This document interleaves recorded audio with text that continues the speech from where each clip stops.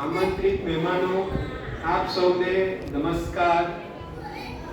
આજ રોજ લોક લાડીલા શ્રી અતુલભાઈ ના આશીર્વાદ સાથે આપણે આજનો કાર્યક્રમ શરૂ કરીશું।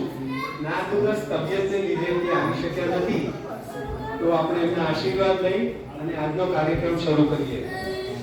સૌપ્રથમ આરાધના દીદીના સુમધુર કંઠે ગવાયેલ પ્રાર્થના સાંભળીશું। હા, જે આપણે અગાઉ સાંભળી લીધી। ત્યારબાદ આપણે આપણા હિતેચ્છુ શ્રી નમ્રતાબેન શોધન દ્વારા ગવાયેલ પ્રેરણા ગીત સાંભળ્યો અને એનો અમલ કરવા પ્રયત્ન કરીશું। કરતા જા કરોયો આપણે સાંભળ્યું અને એ પ્રમાણે એનો અમલ કરતા રહેવાનો છે। અને અતુલ દાદાની જે ઈચ્છા છે એ પ્રમાણે આપણા દરેક બાળકને આત્મનિર્ભર કરવા માટે સતત પ્રયત્ન કરતા રહીશું અને એ પ્રમાણે અમલ કરીશું। હવે આજના કાર્યક્રમમાં એવું છે કે આજે આપણે નારી શક્તિના ઉત્તમ ઉદાહરણ રૂપે આપણા જ પરિવારના સભ્ય શ્રીમતી કાંતાબેન બગલ તથા શ્રીમતી તોશીબાબેન રશ્મિકાંતભાઈ શાહ આપણને સૌને જીવન યાત્રા સાથે પ્રેરણા ગંગા વહાવશે। હવે કાંતાબેનનો ટૂંકમાં પરિચય આપીએ તો તેઓનો જન્મ સૌરાષ્ટ્રના એક નાના ગામમાં થયો અને બાળપણમાં જ પિતાની છત્રછાયા ગુમાવ્યા પછી તેઓના માતુશ્રીએ જીવનમાં સંઘર્ષ કરીને 8 પુત્ર પુત્રીઓનો ખૂબ સારી રીતે ઉછેર કર્યો। એટલે જીવનની શરૂઆતથી જ સંઘર્ષ શરૂ કર્યો। પછી કાંતાબેન 7મા ધોરણથી આર્ય કન્યા વિદ્યાલયમાં શિસ્તની સાથે અભ્યાસ કરી અને જીવનમાં બધા કામ કરતા શીખ્યા। સાથે સાથે ખાસ કરીને આર્ય કન્યા વિદ્યાલયમાં તેઓને ચાલશે, ભાવશે અને ભાવશેનો સિદ્ધાંત શીખવા મળ્યો, જે જીવનમાં એમને ઉતાર્યો। ત્યારબાદ લગ્ન જીવનનો સંસાર ચાલતો હતો ત્યાં જ તેઓના પતિશ્રી ટૂંકી બીમારી પછી અવસાન પામ્યા અને ફરીથી સંઘર્ષ અને સામનો કરતા કરતા તેમને પોતાને કેન્સરની બીમારી આવી, જેનો હિંમતપૂર્વક અને દ્રઢ આત્મવિશ્વાસથી સામનો કર્યો। હવે આપણે એમના મુખેથી આ વાત સાંભળીશું। હું શ્રીમતી કાંતાબેનને રિક્વેસ્ટ કરીશ કે તેમની વાત રજૂ કરે।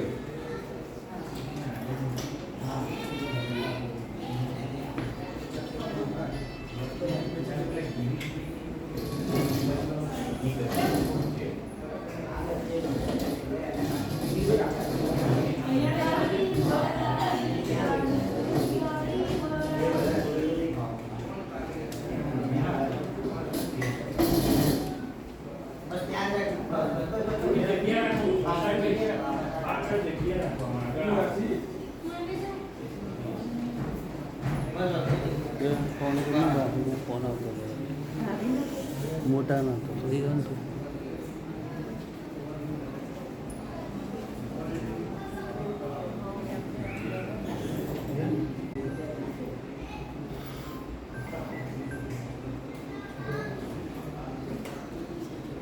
હાલો, કેમ છો બધા? મજામાં? જય શ્રી કૃષ્ણ। વક્રતુંડ મહાકાય સૂર્યકોટિ સમપ્રભ નિર્વિઘ્नं કુરુ મે દેવ સર્વકાર્યેષુ સર્વદા। આજનો આપણે કાર્યક્રમ શરૂ કરીએ। દાદા તો આવી શક્યા નથી, એના વિશે થોડું મને જેટલું મારે કહી શકું અથવા તો એમના વિશે જાણું છું એટલું હું આપણે જરૂર આદરણીય પરમ પૂજ્ય દાદાજી, આત્માઈ જૂની પરિવાર અને અત્રે પધારે સર્વે મહેમાનો હું હાર્દિક સ્વાગત કરું છું। છે. તેમણે 17 વર્ષ પહેલા યુનિટ પરિવારનું બીજ રોપ્યું હતું અને તેમને એમના પ્રેમ થકી પ્રેમનું પાણી સિંચી તેમને આટલું બધું વિશાળ બનાવ્યું છે. દાદાએ 17 વર્ષ સુધી દરેક બાળકો અને તેના માતા પિતાને આનંદની યાત્રા કરાવી છે. તે અવિરત ચાલુ રહે તે હેતુથી આજે બેન કૌશીબાઈએ, જિજ્ઞેશભાઈએ, મોનાનભાઈએ, ભરતભાઈએ, મયુરભાઈએ અને સર્વે સાથીદારોએ મળીને આ પ્રોગ્રામ ચાલુ રાખ્યો છે, જેનો આજે આપણને ખૂબ આનંદ છે. અતુલજી ભટ્ટ ઉર્ફે અતુલ દાદા, અતુલ કાકા, તેઓ પહેલા 15 જૈન સોસાયટીમાં 2 રૂમના ભાડાના ઘરમાં રહેતા. નીચે મારા જેઠ પણ ભાડે રહેતા. મારા જેઠ બરોડાથી પેથોલોજીસ્ટ ડોક્ટર થઈને આવેલા અમદાવાદ, ત્યારે તે 2 લેબોરેટરીના માલિક હતા.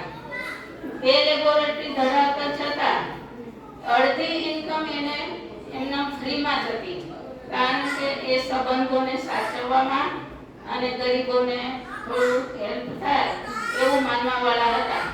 તેમની સાથે આપણા દાદાનો સંબંધ બંધાયો, મતલબ એ લોકોની ઓળખાણ થઈ અને હંમેશા સાથે રહ્યા અને સરખા પ્રેમથી રહ્યા. અતુલ દાદા એટલે નિસ્વાર્થ ભાવે અને નિયમબદ્ધ રીતે કામ કરે અને કરાવે. કોઈને પણ મદદરૂપ થવું, સાચી સલાહ આપવી, સાથે કોઈનું ખોટું બિલકુલ ચલાવી નહીં જ લેવું અને પોતે પણ કદી ખોટું કામ કરવું નહીં, એવું ગાંધીજીના અવતાર. ગાંધીજીની જેમ સત્યમેવ જયતેમાં માનવાવાળા. જ્યારે હું 2005માં લાયોનેસની પ્રેસિડેન્ટ હતી, ત્યારે અમારા ગવર્નરે અમને એક પ્રોજેક્ટ આપેલો કે જેમાં અમારે સર્ક્યુલર દર મહિનાનો બનાવી અને એ સર્ક્યુલર અમારે ગવર્નરને મોકલવાનો. એમાં અમારા દર મહિનાના બધા પ્રોજેક્ટ હોય ને ગવર્નરે કીધે કે જેનો સર્ક્યુલર આખા વર્ષના સારા હશે તેને અમે નંબર આપીશું. ત્યારે મને અતુલ દાદાએ એમાં ખૂબ હેલ્પ કરેલી અને છેલ્લે જ્યારે ડિક્લેર થયું ત્યારે અમારા સર્ક્યુલર પહેલો નંબર હતો. એવા તો એમના અનેક કામો છે કે જે મારા દીકરા દીકરી હોય, પછી મારા હસબન્ડ હોય, હું હોઉં, અમને કોઈ દિવસ અમારે કંઈ તકલીફ હોય તો અમે તરત જ અતુલ દાદાને યાદ કરીએ અને એ દોડતા આવી જાય અને દરેક અમારી જે કોમ્પિટિશન હોય એમાં અમને ભાગ લેવાનો હોય તો અમારું એને એટલું બધું સરસ કામ કરાવ્યું હોય કે અમારા હંમેશા બધાના છોકરાઓનો કે મારો કે તેનો કે બધાના નંબર આવતા જ હોય. અને અતુલ દાદાનું એક એવું કામ છે કે સર્વગુણ સંપન્ન તો છે, બધી રીતે હોશિયાર પણ છે અને દરેકને સારા પ્રેમથી સાચવી રહ્યા છે. બીજો પ્રોજેક્ટ મારે મોતિયાના ઓપરેશન હતો. જો એ એક દાદાનો જે સાચાના આગ્રહી છે એ મુદ્દો છે કે દાદા અમારે મોતિયાના ઓપરેશન કરાવવાના હતા, ત્યારે અમે લોકો પ્રોજેક્ટમાં ગયા હતા હમણે જ, જ્યાં આઈ હોસ્પિટલ છે ત્યાં મોતિયાના ઓપરેશન માટે ગયા. ત્યારે અતુલ દાદાની નજર કમ્પાઉન્ડમાં કામ કરતા માણસો પર પડી અને પછી એ જ માણસોને ચશ્મા પહેરી અંદર બેડ પર સૂતેલા જોયા. ત્યારે અતુલ દાદાએ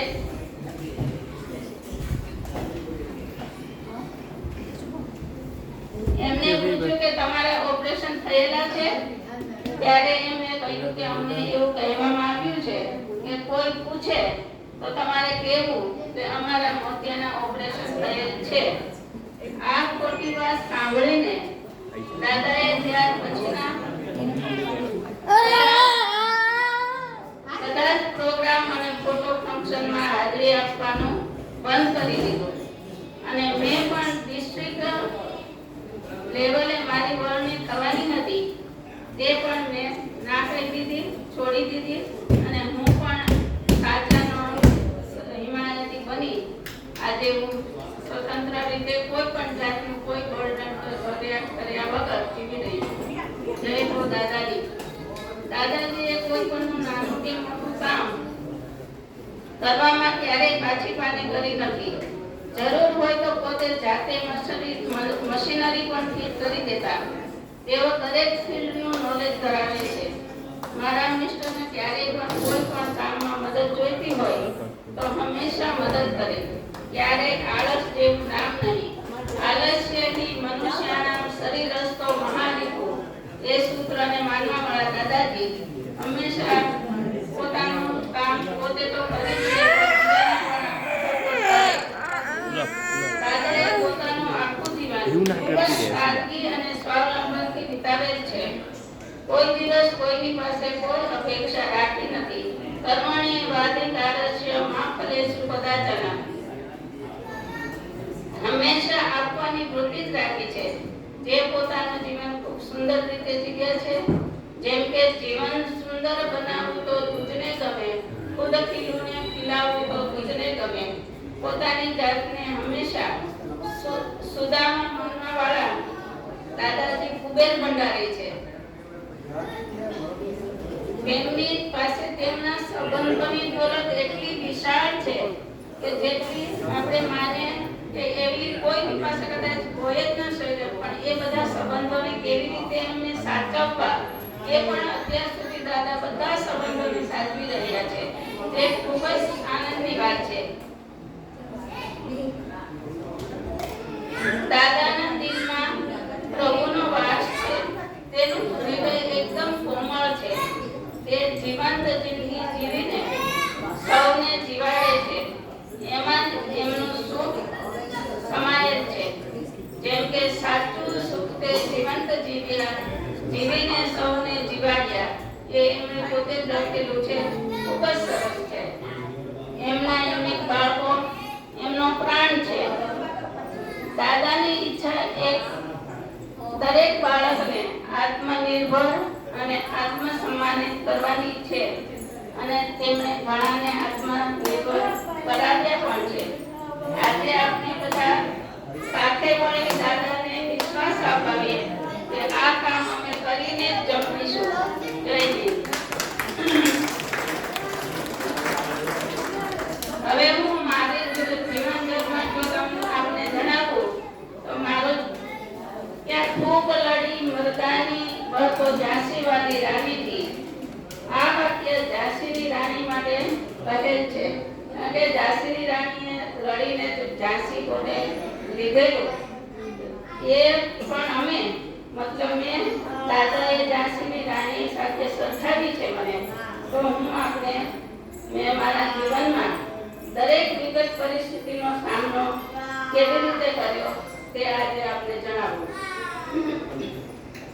મારો જન્મ નાનકડા ગામડામાં થયેલ 1950માં 14 જાન્યુઆરી. ફાધર ખેડૂત હતા જેમનું ખૂબ જ નાની ઉંમરે અવસાન થયેલ. અમે 8 ભાઈ બહેન. બધી જ જવાબદારી મારી બા ઉપર આવી ગઈ. ત્યારે મારી બાએ ખડા હિમાલય પતા રહા હે ડરોના આંધી પાણી છે એ નિયમને અનુસરીને ઉભા રહેતા. પણ ત્યારે મારા મામાએ મારા બાને આખી ખૂબ જ સપોર્ટ કરેલ ને તે સુધી આખી જિંદગી એમને સપોર્ટ કરેલો. મારા ભાઈ બહેનોને પણ એમને ભણાવ્યા અને મને પણ એ ટાઈમમાં કોઈ દીકરીઓને બહાર ભણવા નહોતા મોકલતા. ત્યારે મારા મામાએ કીધેલું કે ના તમારે દીકરીઓને ભણાવવી જ જોઈએ. અને હું મારા ગામમાંથી જો પહેલી ગ્રેજ્યુએટ થયેલો તો હું હતી. અને હું આજે કન્યા ગુરુકુળમાં ભણવા ગઈ હતી. અને ગુરુકુળના નિયમો પણ ખૂબ જ કડક.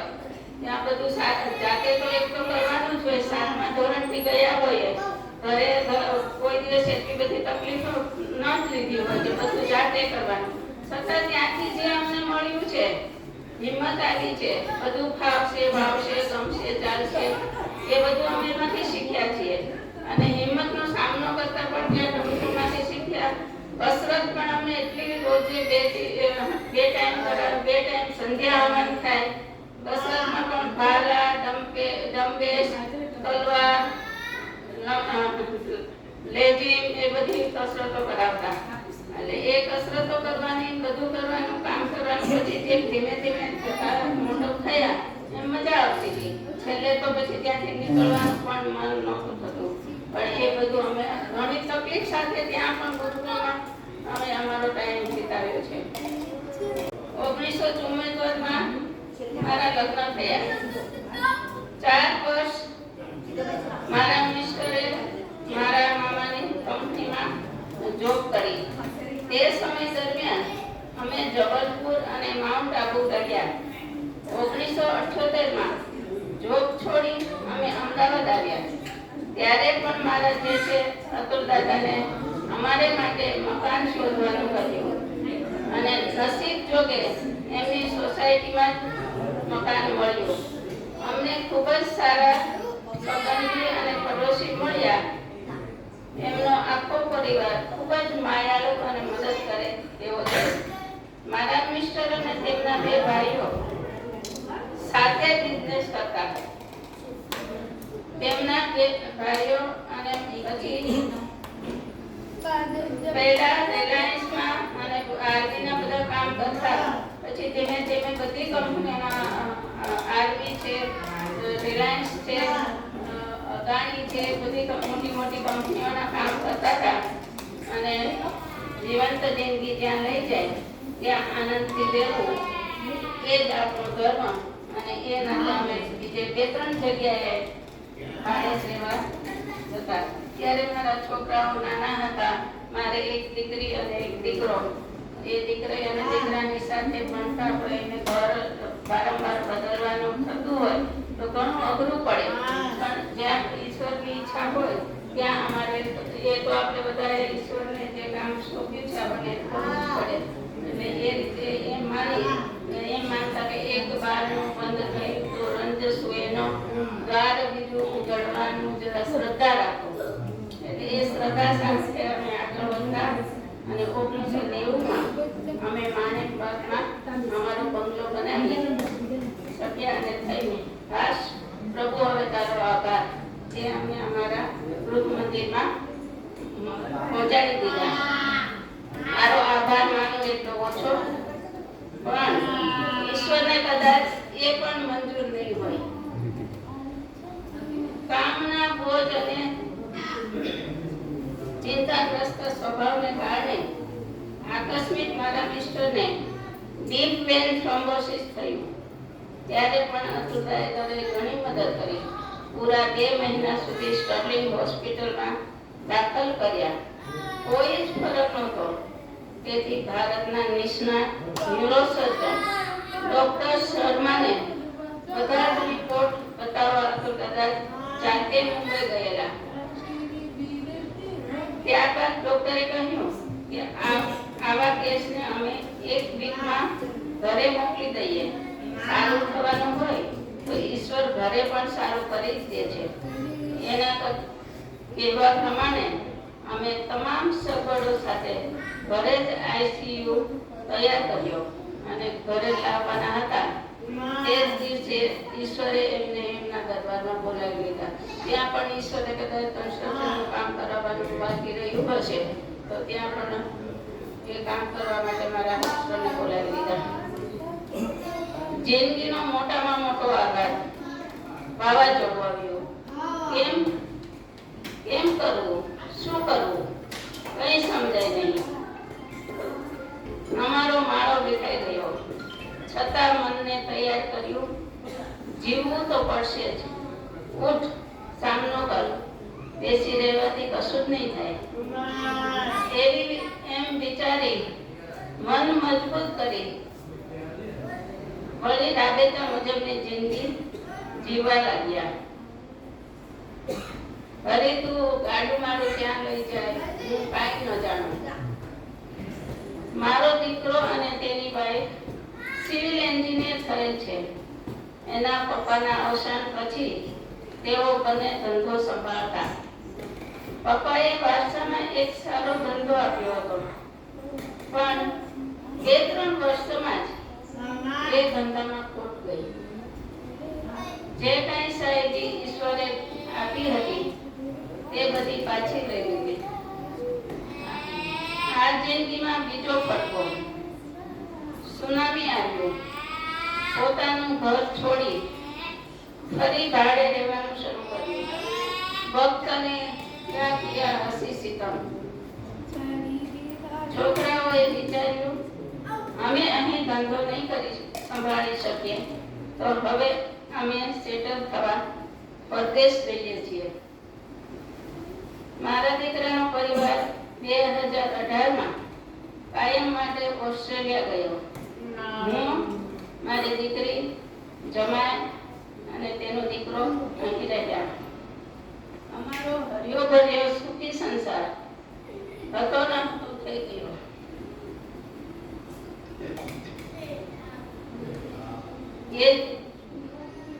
એ જિંદગીનો ત્રીજો ફટકો, જે કદી ના ભૂલાય તેવો.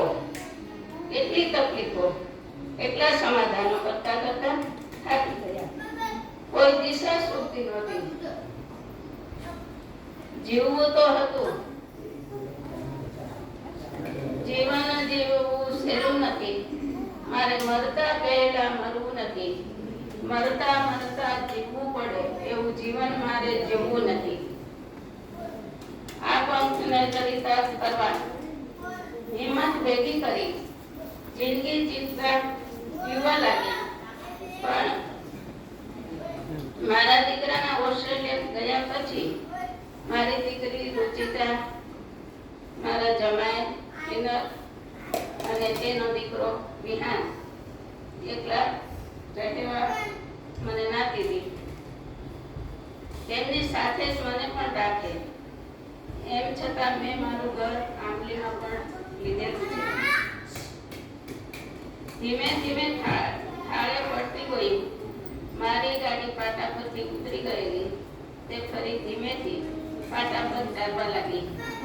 ત્યાં ઈશ્વરને થયું હજુ તારે ભોગવવાનું બાકી છે. તેમ બાકી હોય એમ માણસ. તેમ મને 2023માં મહાભયાનક કે જેનું નામ સાંભળતા જ માણસ અધમુઓ થઈ જાય એવું મને બ્રેસ્ટ કેન્સર ડિટેક્ટ થયું. આવું મને થશે એ સ્વપ્ને પણ ક્યારેય પણ વિચાર્યું પણ નહોતું, ખ્યાલ પણ નહોતો. એનો સામનો કરવા માટે મારે સામનો કરવા માટે કરવો જ પડશે. ત્યારે મને પણ ભગવાને પ્રેરણા આપી કે આવી રીતે બેસી રહેવાથી કશું થશે નહીં. ભગવાન આપણી સાથે જ છે. એનો હાથ આપણી માથે છે. માટે તું ઊભી થા અને તું તારું કાર્ય શરૂ કર. કેટલાય ટેસ્ટ કરાવ્યા, ડોક્ટરોની વિઝિટો કેટલી, કેટલાય દવાખાના, કેટલા ડોક્ટરોને પૂછવાનું, કેટલા માણસોને પૂછવાનું, કેટલી દવાઓ. આ બધું કરતા કરતા થાકી જવાતું. ત્યારે એમ થતું કે આ બધી ટ્રીટમેન્ટ કરવી નથી, જે થાય એ થવા દો, કશું નથી કરવું. છતાં પણ મારી દીકરી, જમાઈ, મારો પરિવાર, મા બાપ બધાના કહેવાથી અને બધાનો સાથ અને સહકારથી મારું ઓપરેશન કરવાનું નક્કી કર્યું. મારું ઓપરેશન HCG હોસ્પિટલમાં ડોક્ટર બીજી વિજયના હાથે કરવામાં આવ્યું. ડોક્ટર પણ સારા છે, ઓપરેશન પણ સારું થઈ ગયું. પણ ઓપરેશન પછી પેલા ડોક્ટરે કીધેલ કે તમને કીમો નહીં લેવી પડે. પણ જ્યારે અમે બતાવવા ગયા ત્યારે મને 8 કીમો અને 17 હોર્મોન્સના ઇન્જેક્શનો લખી આપ્યા. જે લેવાના શરૂ કર્યા એ મેં વેદાંત હોસ્પિટલમાં ડોક્ટર શૈલેષ તલાટીને ત્યાં લીધા. પહેલો કીમો લીધો ત્યારે જે અસર થઈ હતી એ જોતા એમ થયું કે ના બેરેબલ છે, વાંધો નહીં આવે, થઈ જશે બધા કીમો. પણ એક પછી કીમો જેમ જેમ લેતા રહ્યા એમ આગળ જતા રહ્યા અને જે તકલીફો વધવા માંડી, જેમાં ઉલટીઓ, નોસિયા આવે, પેટમાં સખત દુખે, ક્યાંય ગમે નહીં, કોઈ બોલે તો ગમે નહીં, બધા પર ગુસ્સો ચડે, ખાવાનું ભાવે નહીં, ખાવાનું ટેસ્ટ લાગે નહીં. આ બધું થતા એમ થઈ કે ટ્રીટમેન્ટ જ છોડી દો, નથી કરવી. છેલ્લું કીમો હતી ત્યારે મને એમ થયું, મારી દીકરીને કીધું કે મારે હવે કીમો ભલે જે થવું હોય મરવું હોય તો મરી જાઓ, મારે આ કીમો હવે લેવી નથી. તો દીકરીએ બધાને સમજાવી અને કે ના મમ્મી હવે એક ટ્રીટમેન્ટમાં એક કીમો છેલ્લી કીમો માટે બંધ ન રખાય એમ કરીને બધી પૂરી કરી અને 17 જે ઇન્જેક્શનો હતા હોર્મોન્સના 21 દિવસે લેવાના હતા એ પણ બધા પૂરા કર્યા અને એ બધા પૂરા કરી અને આજે હું આપ સર્વની સામે જો ઊભી છું આનંદ કરવાનું એ છે. એનો મને આનંદ છે. એ ટ્રીટમેન્ટ દરમિયાન મારી દીકરી ખડે પગે મારી સાથે સાથે રહે કે મારો એ દીકરો ઓસ્ટ્રેલિયા છે, દીકરીને જમાઈ અહીંયા છે, તો દીકરી જમાઈ એનો દીકરો એ બધા મારી ટ્રીટમેન્ટમાં મારી સાથે સાથે હતા. મારો પરિવાર તો મારી સાથે હોય જ અને પરિવાર અહીંયા અમદાવાદમાં નથી, એ પણ બધા અલગ અલગ જગ્યાએ છે અને જ્યારે જ્યારે આવી શકે ત્યારે આવે. અને એ બધાનો પણ સપોર્ટ, માના સંસ્કાર ગૌથી માં પાય કે કોઈ દિવસ હિંમત હારવી નહીં, હિંમતે મરદા તો મદદે ખુદા. એ તમે જો રાખો તો હંમેશા ઈશ્વર તમારો સાથ આપે જ છે અને હંમેશા તમને મદદ કરે છે. અને ઓસ્ટ્રેલિયાથી ત્યારે મારો દીકરો પણ આવેલો ત્યારે ટ્રીટમેન્ટ દરમિયાન દાદાએ પણ મને ખૂબ જ ડોક્ટરોની સલાહ લેવાની હોય તો એ પણ કીધા અને મને મારા સમાચાર પૂછતા એમની તબિયત સારી નહીં હોવાથી એ પણ બહુ વધારે બહાર નીકળી શકતા નથી ત્યારે. અને મારા ફ્રેન્ડ્સ પણ ખૂબ જ મને સહકાર આપ્યો. મારી ફ્રેન્ડ્સનું ગ્રુપ મારે પણ એટલું વિશાળ છે કે તે મને એમ થાય કે હું જો આ ફ્રેન્ડનું ગ્રુપ ના હોય તો ખરેખર મને આ ઊભું થવામાં બહુ અઘરું લાગે. કે મારે ગમે ત્યારે મને ગમે નહીં તો હું ફ્રેન્ડ્સને ફોન કરી દઉં તો એ લોકો મને કંપની આપવા માટે આવી જાય અને બધા સાથે મળી થોડી વાતચીતો કરીએ તો મજા આવે. પ્રભુ હું કોનો કોનો આભાર માનું. બધા એટલા બધા મારી બીમારીમાં મારી સાથે રહ્યા છે અને મને સપોર્ટ કર્યો છે, હિંમત આપી છે. જેટલાનો આભાર માનું એટલો ઓછો છે. મારી દીકરીનો જમાઈનો એટલે હું આભાર ખાસ માનવા માંગુ. એ લોકો તો મારી સાથે ખડે પગે પ્રભુ હંમેશા એમને સુખી રાખે અને હંમેશા બધાની સ્વસ્થતા રાખે. આજે તો હું આપ સર્વની જોડે આનંદ કરવા આવી છું. તેમાં પ્રભુનો આભાર માનવાનો. ઈશ્વર હંમેશા આપણી સાથે જ છે, તે કદી ના ભૂલવું. મારી જિંદગીમાં મને હર પળ કંઈક ને કંઈક તકલીફો તો આવી જ છે, તેમ દરેકના જીવનમાં આવતી જ હોય છે. પ્રભુએ મને જે શક્તિ આપી છે તે તમને દરેકને પણ આપી જ છે. તમે જે તમારા બાળકોને મોટા કરી રહ્યા છો તે કોઈ નાની સૂની વાત નથી. ને બધી બહેનો તો યા દેવી સર્વભૂતેષુ શક્તિ રૂપેણ સંસ્થિતા નમસ્તસ્યે નમસ્તસ્યે નમસ્તસ્યે નમો નમઃ. તમે બધા નમન કરવાને લાયક છો. તમે તમારું કામ જે રીતે તમારા બાળકોને સાચવીને મોટા કરી રહ્યા છો, ભગવાન હંમેશા તમને શક્તિ આપે. તમે બધા સેલ્યુટ કરવાને લાયક છો, કારણ કે આ કામ એટલું સહેલું નથી કે જે તમે કરી રહ્યા છો. એટલે તમને બધાને હું સેલ્યુટ કરું છું કે તમે બહુ સારું કામ કરી રહ્યા છો, કે તમારા છોકરાઓને તમે સારી રીતે સાચવી રહ્યા છો. ગઈકાલે અતુલ દાદા તમને એક ફરિશ્તા મળી ગયા અને આજે હવે તોશીબાબેન મળ્યા છે. તો આપણે આ કાર્યક્રમને હંમેશા આગળ ને આગળ વધારીએ, એવી રીતે કન્ટિન્યુ કરીએ અને એમાં જેને કોઈને સપોર્ટ જે કંઈ બધા આપણા સપોર્ટ કરે છે, મોનાભાઈ છે, જિગ્નેશભાઈ છે, મયુરભાઈ છે, ભરતભાઈ છે, એ બધાનો તો હું કેટલો આભાર માનું એટલો ઓછો. તોશીબા તને પણ ખૂબ ખૂબ ધન્યવાદ કે તે આ બીજું ઝડપી લીધું અને તને ભગવાન હંમેશા ખુશ રાખે અને તું મારી સાથે હંમેશા તું આ કાર્ય કરતી છે. ક્યારે પણ મારી કંઈ પણ જરૂર પડે ભાઈ તો મને ચોક્કસ કહેજે. આપણે બધા સાથે પાછા મળીશું. તો આપણે બધા સાથે મળીને બોલીએ, હમ હોંગે કામયાબ, હમ હોંગે કામયાબ, હમ હોંગે કામયાબ એક दिन. ओ मंदे है विश्वास, पूरा है विश्वास, हम होंगे कामयाब एक दिन. जय हिंद. जय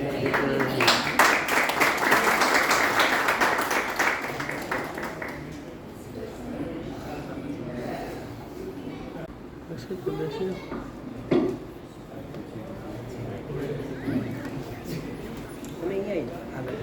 કોઈ વાત નહીં.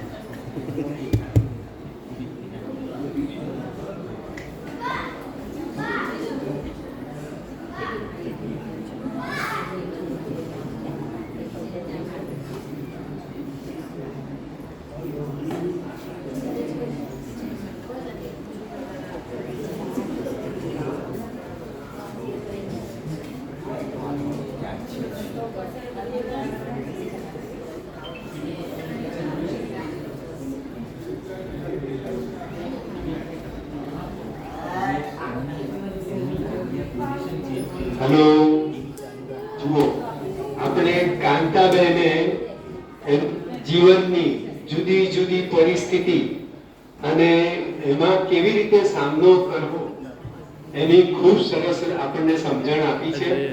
અને આપણે એમની વાતો પરથી જીવનમાં બોધપાઠ લેવાનો છે. જીવનમાં આવશે જ, પણ એનો સામનો કરવાની શક્તિ આપણામાં રહેલી છે અને તેનો ઉપયોગ કરી અને આગળ વધવાનું છે.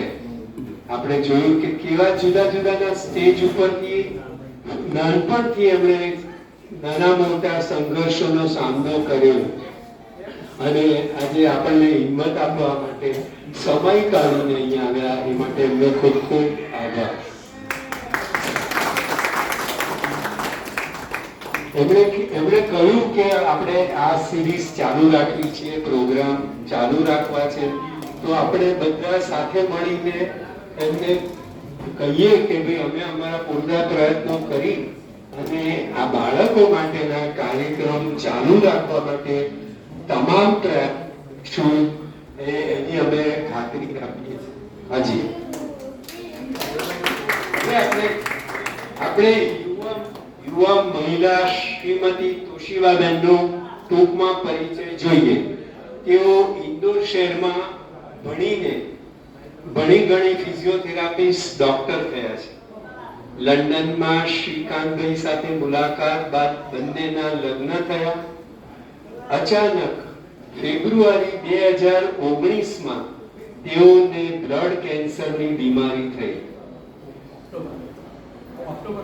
ઓક્ટોબર 2000 સારવારના ભાગરૂપે કીમોથેરાપી, બોન મેરો ટ્રાન્સપ્લાન્ટ વગેરે જુદી જુદી યાતનાઓનો હિંમતપૂર્વક સામનો કર્યો છે. સાથે સાથે તેઓએ વિપશ્યના, યોગ અને મેડિટેશન આ બધાનો સહારો લઈ અને એમનો આત્મવિશ્વાસ દ્રઢ બનાવ્યો છે, જે આપણે શીખવાનું છે. તેઓ ડૂડલ આર્ટ, ડ્રોઈંગ એમાં પણ રસ ધરાવે છે અને એમાં પણ કામ કરે છે. તો આપણે સૌ એમના મુખેથી એમની જીવન યાત્રા સાંભળીએ અને આપણે કંઈક શીખીએ. તોશીબાબેન.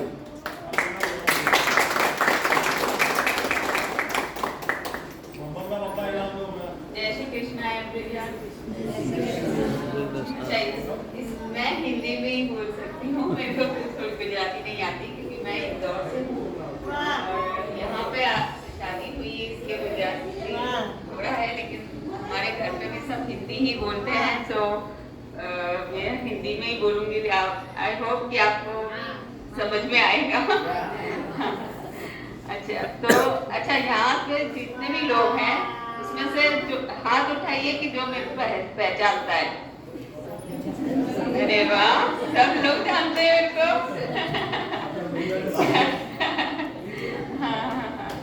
मैं भी आप लोगों को सबको जानती हूँ, तो लेकिन अगर आप मेरे को जानते तो हैं, लेकिन आपको पता है कि मैं किस चीज से गुजर रही थी एंड कितनी गुजरी हूँ, ये आपको पता है? नहीं पता। अच्छा, पहले ये बताइए कि आप ऐसे मुझे कैसे पहचानते हैं? सेंटर पे आते हैं। अच्छा, तो सेंटर पे आते तो ये सेंटर किसका है? मेरा नहीं। सर का है, doctor Rashmikant Shah, he is my husband and जो भी है इन्होंने ही पूरा बिल्टअप करा है, तो मैं उनके लिए बहुत आभारी हूँ कि उन्होंने इतना अच्छा सेटअप करा है, और इसी सेटअप पे आप लोगों को हर महीने चांस मिलता है कि यहाँ पे सब गेट टुगेदर होए, और एक हर महीने में एक बार यहाँ पे होता है, तो सब आते हैं, सबको मिलने का मौका मिलता है, सब एंजॉय करते हैं। तो इसके लिए मैं रश्मिकांत की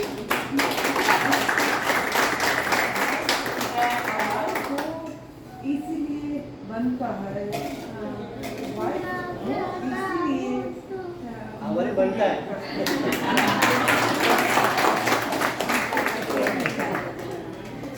मैं आप सभी लोगों के लिए आभारी हूँ कि आपने मुझे मौका दिया कि मैं अपने जिंदगी के बारे में आपसे शेयर करूँ। मैं एक फिजियोथेरेपिस्ट हूँ, मैं भी फिजियोथेरेपिस्ट हूँ, रश्मि भी फिजियोथेरेपिस्ट है, बट मेरा करियर कभी स्टार्ट ही नहीं हो पाया। फिजियोथेरेपिस्ट से कब मैं कैंसर पेशेंट बन गई मुझे भी नहीं पता चला, कि कब मेरी लाइफ कहाँ से कहाँ बदल गई ये भी नहीं पता, क्योंकि मेरी लाइफ में उतर चढ़ाव तो बहुत होते हैं, चेंजेस बहुत हुए लाइफ में, और अभी भी चल ही रहे हैं चेंजेस तो। लेकिन आई कैन अंडरस्टैंड कि सभी की लाइफ में उतार चढ़ाव तो रहते ही है, लेकिन मुझे लगता है कि शायद मेरी लाइफ में तो उतार चढ़ाव कभी आएगा ही नहीं, आज ही नहीं आएगा, ऐसा लग रहा है। फिर भी मैं आपसे मेरे उतार चढ़ाव के बारे में अभी नहीं बात करना चाहती। मैं सबसे पहले आप सभी लोगों का आभार करती हूँ कि आप सब लोग आए मेरी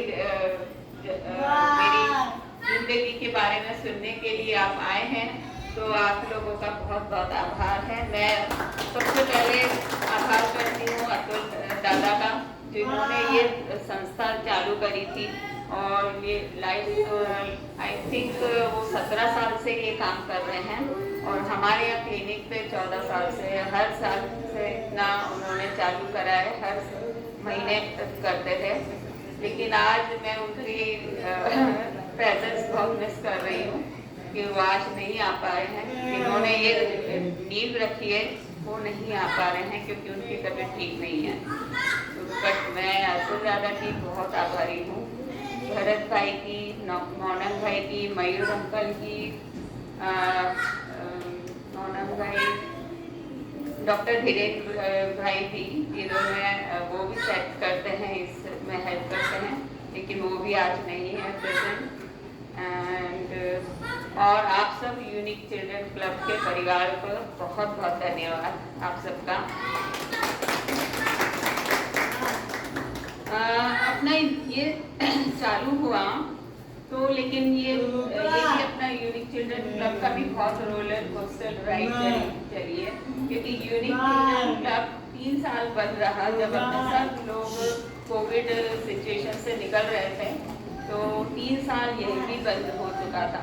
लेकिन फिर वापस से चालू करा अतुल दादा ने, वापस जब सारा लॉकडाउन वगैरह सब बंद हो गए, सब नॉर्मल लाइफ में आ गए, तब अतुल दादा ने मेरे को कहा था कि तेरी सबसे पहले स्पीच होनी चाहिए। But at that time I was not, मतलब मैं मानसिक रूप से इतनी रेडी नहीं थी, क्योंकि इतने सारे कीमोज और इससे निकली थी कि मेरा मेंटल स्टेट अच्छा नहीं था, और मुझे कॉन्फिडेंस भी नहीं था मेरे ऊपर कि मैं कर पाऊँगी या मैं बोल पाऊँगी। तो उन्होंने बहुत इंसिस्ट किया था, लेकिन मैं नहीं बोल पाई।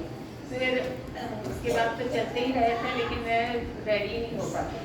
जब लास्ट वाले अतुल अंकल ने बंद करने का कहा, क्योंकि उनकी तबीयत सही नहीं रहती थी और उनकी वाइफ की भी सही नहीं रहती, तो उन्होंने कहा कि अब वो इस संस्था में उससे विराम चाहते हैं कि अब वो नहीं कंटिन्यू कर सकते।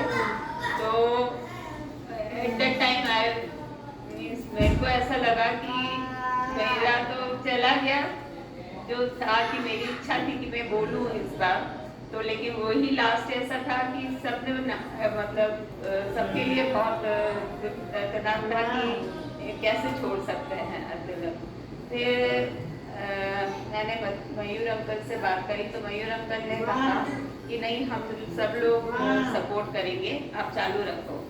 तो मयूर मैं आग्रह करती मयूर अंकल का, भरत भाई का, हर्षद भाई का, मोनांग भाई का, कि इन लोगों ने सबने सपोर्ट किया और सारे यूनिक चिल्ड्रन क्लब के ने सपोर्ट किया कि हम लोग चालू ही रखेंगे, आप उसके लिए कोई प्रॉब्लम नहीं होगी, हम सपोर्ट करेंगे आपको। तो that's started again. This is my first speech to start back again in the UCC club.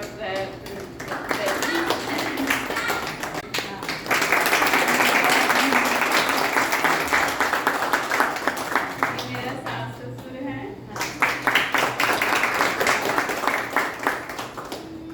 ये मेरे हस्बैंड आपको पता ही है,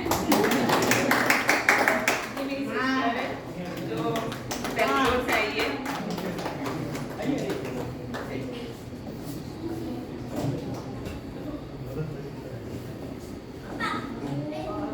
ये दोनों बच्चे मेरे सीमा एंड भव्य।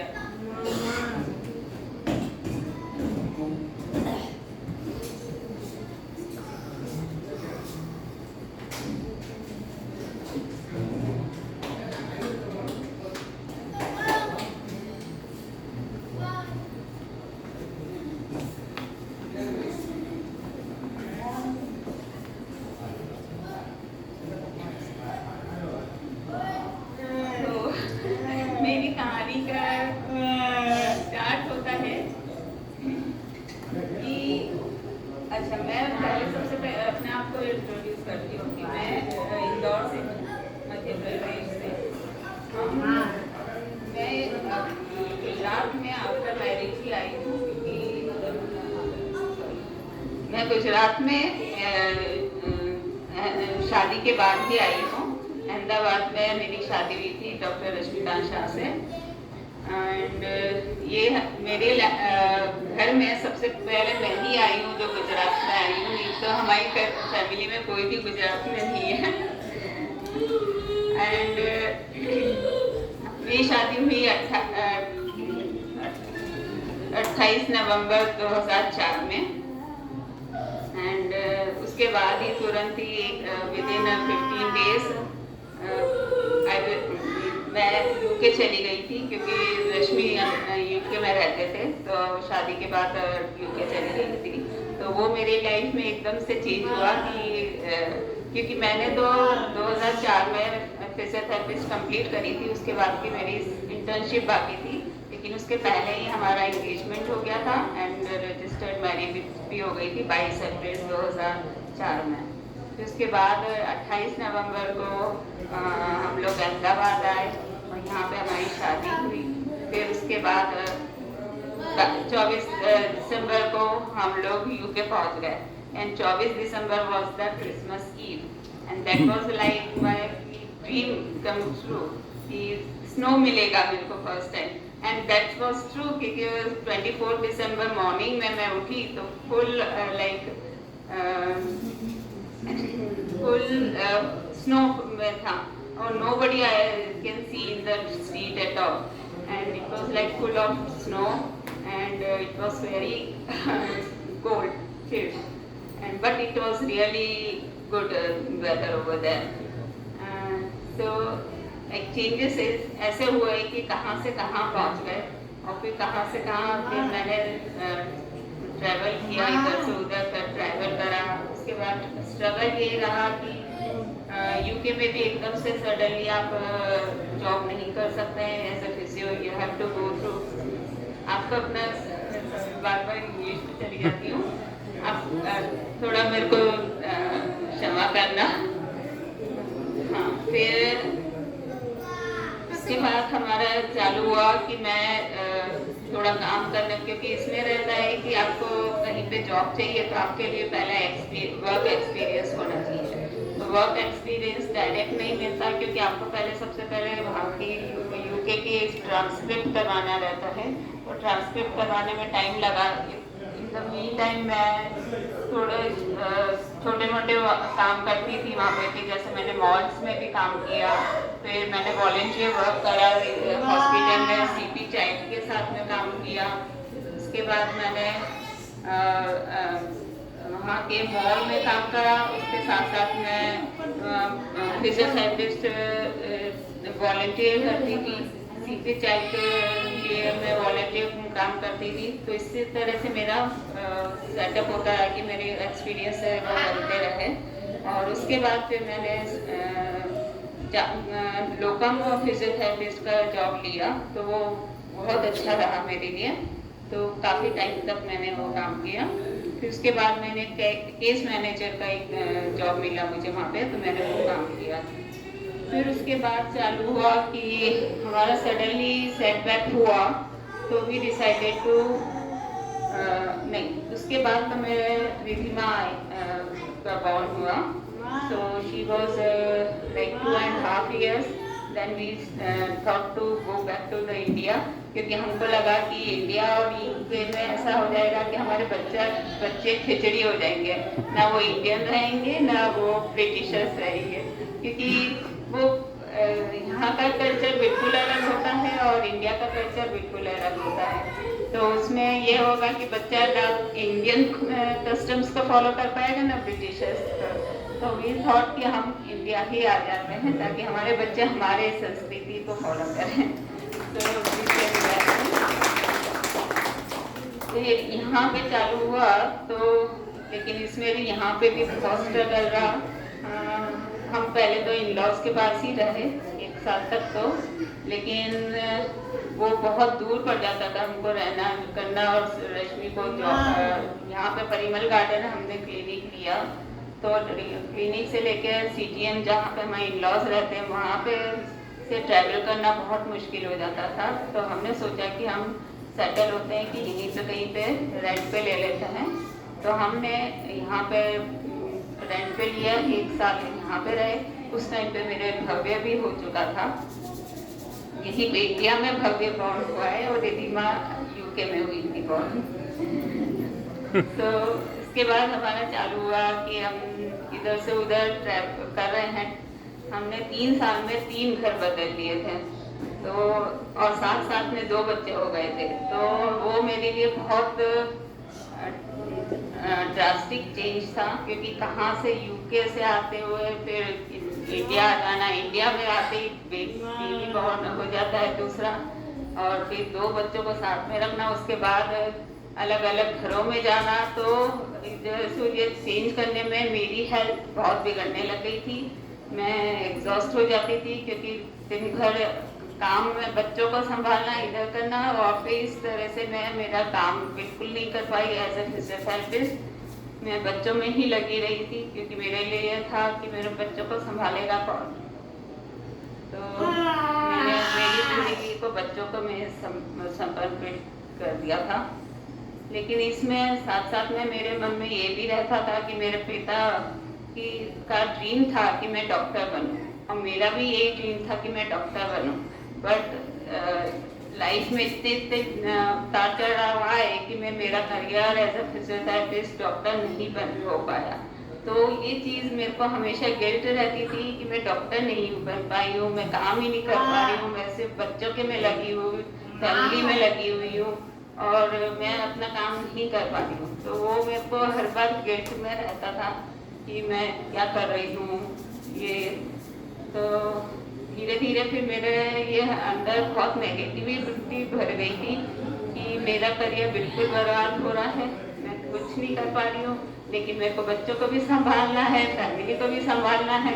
तो धीरे धीरे अंदर अंदर मैं वो होती गई। फिर उसके बाद ये हुआ कि धीरे धीरे मेरी हेल्थ बहुत ख़राब होने लगी, क्योंकि मैं अलग अलग बच्चों को इधर उधर छोड़ने, उनकी क्लासेस में छोड़ने जाना, फिर लेने जाना, फिर उनका टिफिन बनाना, उनका लंच कर भेजना, स्नैक्स भेजना, और कभी भव्य का स्कूल जल्दी होता, कभी रिधिमा का स्कूल लेट होता तो उसको छोड़ने जाना, लेने जाना, तो बहुत इधर से उधर भागम भागी इतनी चलती थी कि मैं मेरे अपने आप पर ध्यान ही नहीं रख पाती थी।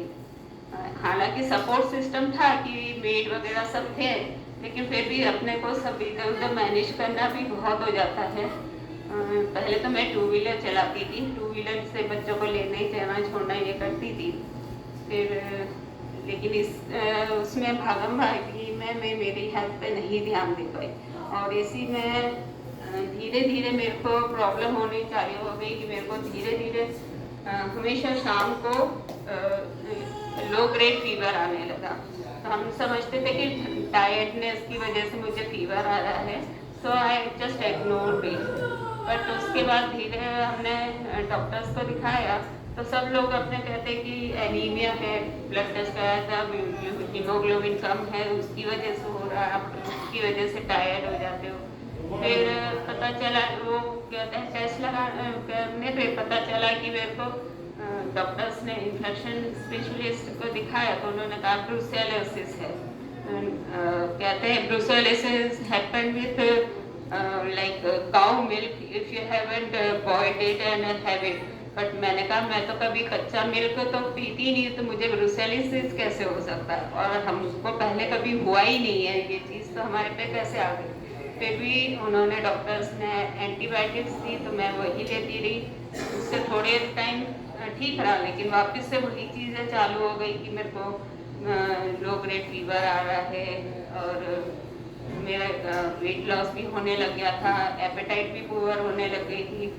तो ये करते करते फिर पेट में दर्द चालू हो गया, पेट काफ़ी फूल गया था। तो डॉक्टर ने कहा कि एक बार सोनोग्राफी MRI वगैरह करा लें, तो उसमें भी इतना ज़्यादा कुछ पता नहीं चल रहा था। फिर हमने डॉक्टर तलसानिया को कंसल्ट किया तो उन्होंने डायग्नोस किया कि आपके पेट में तो पूरे फूल गया है, तो एब्डोमिनल कैविटी में पूरे में कैंसरस सेल्स डेवलप हो चुके हैं। तो तुरंत ही उसी टाइम पे ये सोनोग्राफी हुई थी मेरी सितंबर 28 को, 28 सितंबर को सोनोग्राफी हुई। उन्होंने कहा कि आपके ओमेंटल कैविटी में पूरे सेल्स कैंसरस सेल्स डेवलप हो चुके हैं। तो सडनली दे टोल्ड कि आप तुरंत ही पैट स्कैन कराइए। पैट स्कैन में पता चला कि NHL लिम्फोमा है, नॉन हॉजकिंस लिम्फोमा, तो and that to the 4th stage. तो ये तो इतनी शॉकिंग न्यूज़ थी हम पूरे परिवार के लिए कि मैंने कहा ये क्या हो गया सडनली। तो उस टाइम पे तो मुझे ऐसा लग रहा था कि मेरे को नहीं जीना है, अब मुझे जाने दो। लेकिन सब ने कहा कि नहीं तू ठीक हो जाएगा, ठीक हो जाएगा, तो बस एक वो ट्रीटमेंट चालू कर दे। तो 4 अक्टूबर से मेरा कीमोथेरेपी चालू हो गया। 4 अक्टूबर से जो कीमो फर्स्ट हुआ था तो वो तो इतना डेंजरस था कि ऐसा लगा कि मैं बिल्कुल गई, क्योंकि रिटुक्सीमेब जो मेन ड्रग थी सबसे पहले दी थी, तो उसका जो साइड इफेक्ट होता है कि आपकी पूरी बॉडी में हाइपोथर्मिया हो जाता है and you shiver shiver shiver means इतना कांप रही थी मैं कि मुझे ऐसा लग रहा था कि मैं तो गई। मैं मम्मी के हाथ पकड़ के बोली थी, मम्मी मुझे नहीं जाना है, मुझे बचा लो, मुझे बचा लो।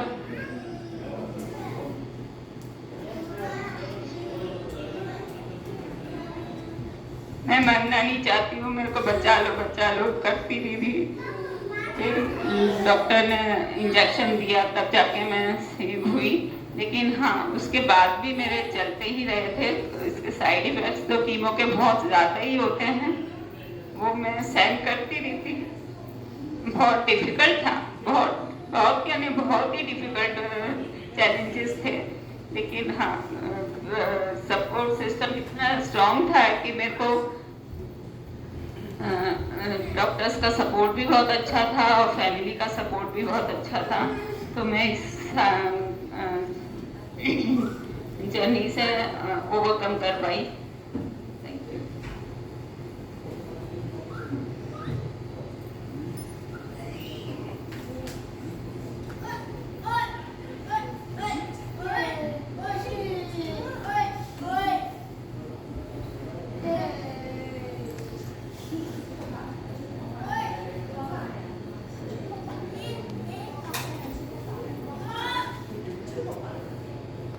मेरी कीमो चली 6 साइकिल ऑफ कीमो, क्योंकि उन्होंने कहा था कि मेरा जो डायग्नोज हुआ है it is non Hodgkin's lymphoma and that to the 4th stage.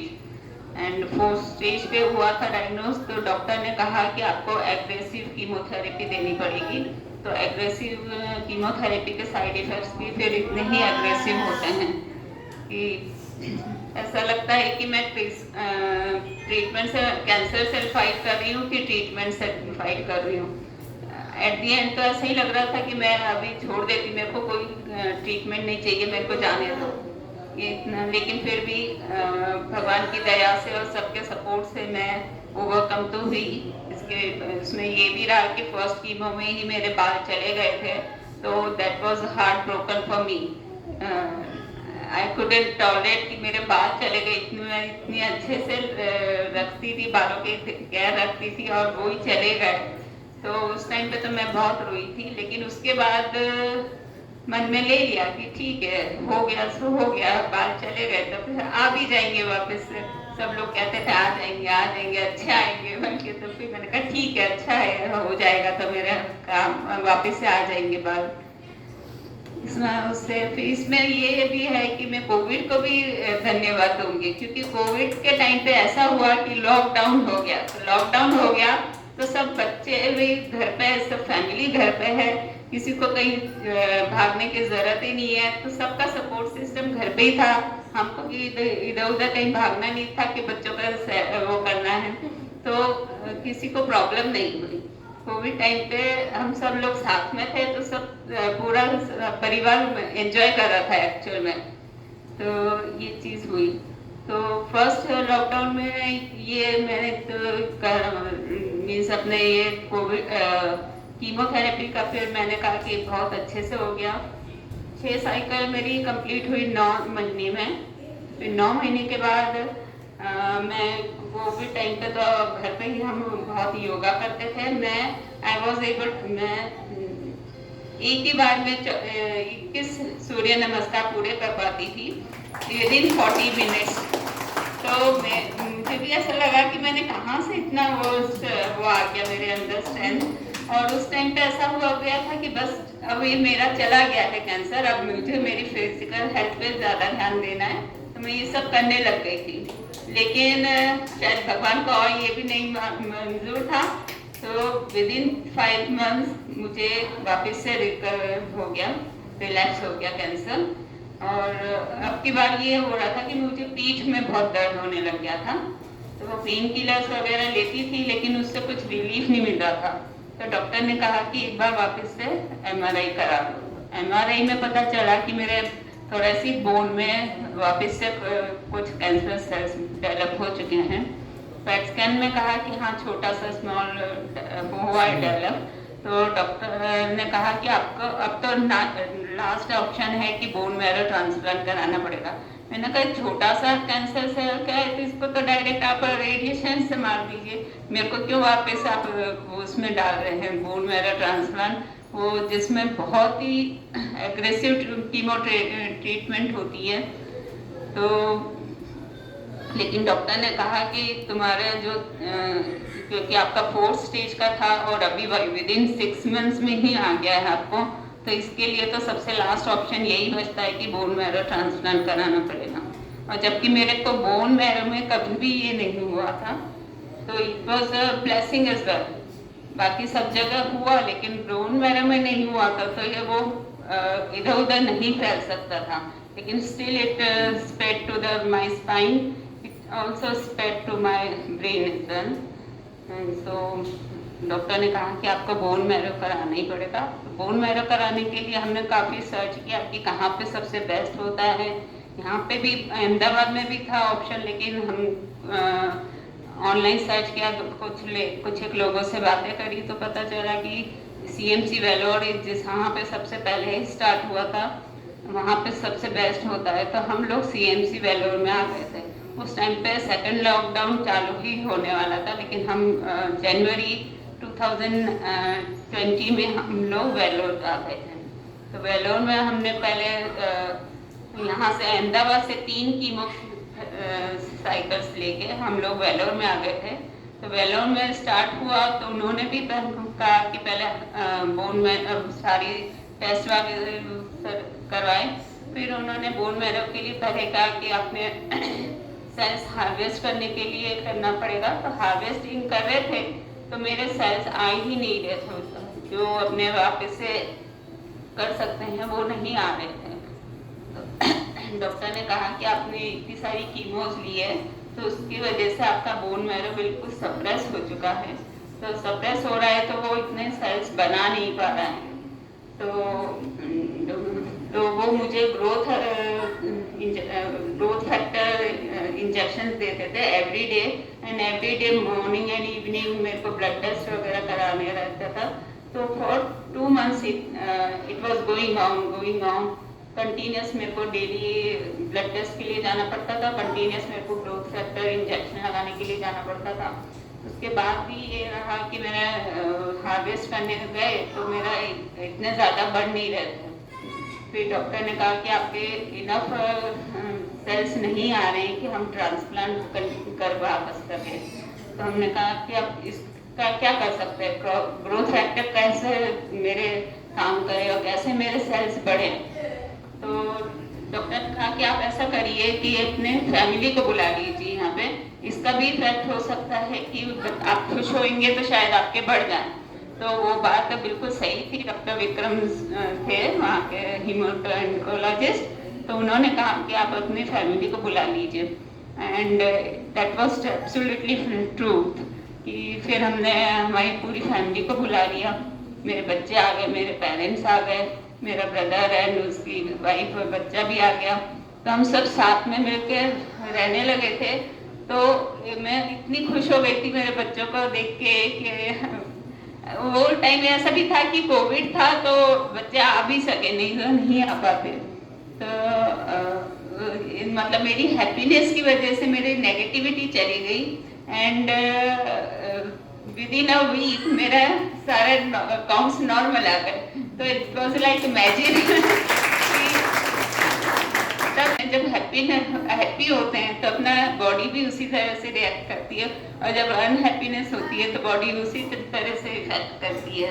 तो ये was learning and turning point in my life. फिर उसके बाद ये हुआ कि मेरा बोन मैरो ट्रांसप्लांट सक्सेसफुल हुआ। लेकिन हाँ, bone marrow transplant is also very aggressive treatment. उसमें तो ऐसा होता है कि पूरी बॉडी के सारे सेल्स जल चुके होते हैं, तो पूरे जल गए। तो उसके टाइम पे मैंने 15 दिन तक कुछ भी नहीं खाया पिया था, पानी भी नहीं पी पाती थी, क्योंकि सारा पानी तो उससे आईवी से ही जाता था। हाँ।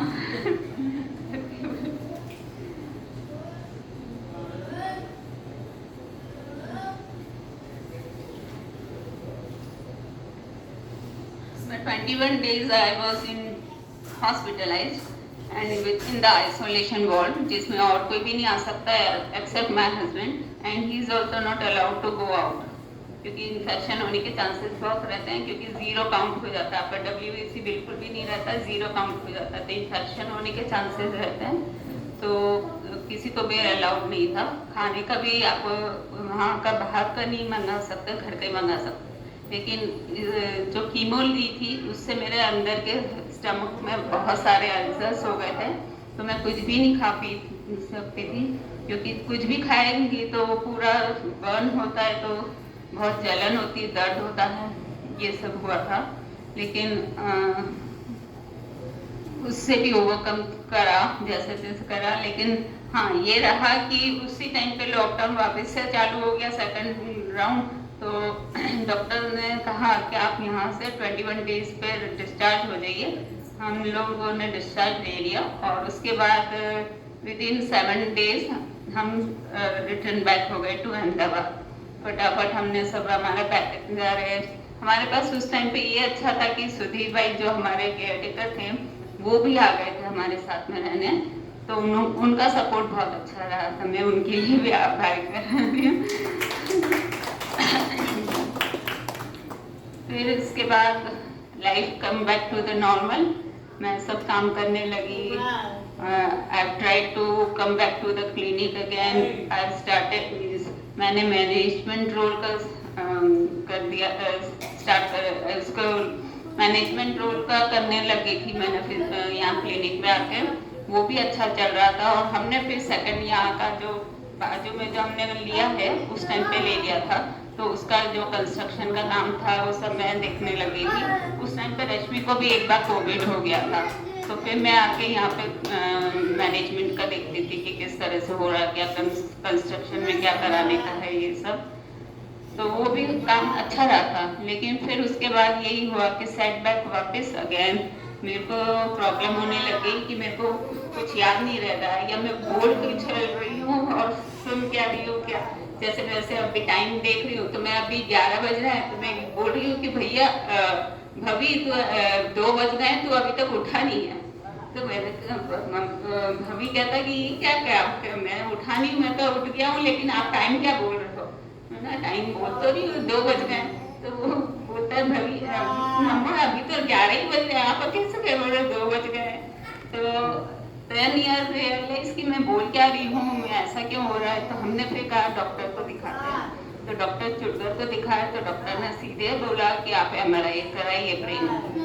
तो MRI ब्रेन का कराया, जब वो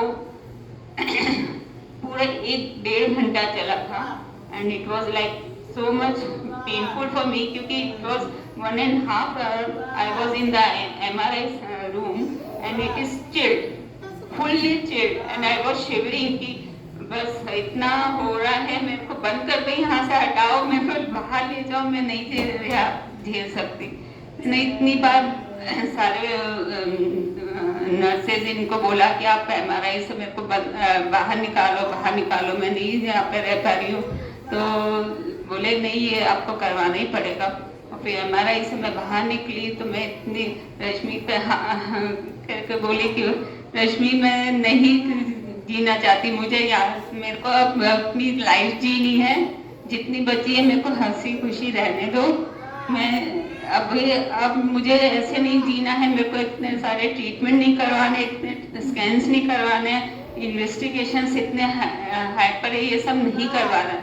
मुझे अब मेरी लाइफ जीने दो, बस जितनी बची है उतनी मुझे जीने दो। मेरे को अब कोई भी ट्रीटमेंट नहीं कराना, इतने सारे मैंने झेले हैं कि अब मैं फ्रस्ट्रेट हो चुकी हूँ। लेकिन रश्मि ने कहा कि नहीं ये करवा ले, इसके बाद कुछ भी नहीं होगा। तो मैंने कहा ठीक है, बहुत मुश्किल से मैंने उसको करा था कि ठीक है हो जाएगा, लेकिन उसमें बताया कि ब्रेन में हुआ है मेरे को। तो उन्होंने कहा कि ब्रेन में तो फिर आपको कीमो लेनी ही पड़ेगी। तो कीमो मेरी फिर 3 कीमो चली, 3 कीमो के बाद उन्होंने कहा कि रेडिएशन लेने पड़ेंगे। फिर मुझे कीमो के बाद फिर से रेडिएशन लेने पड़े। रेडिएशन लिए मैंने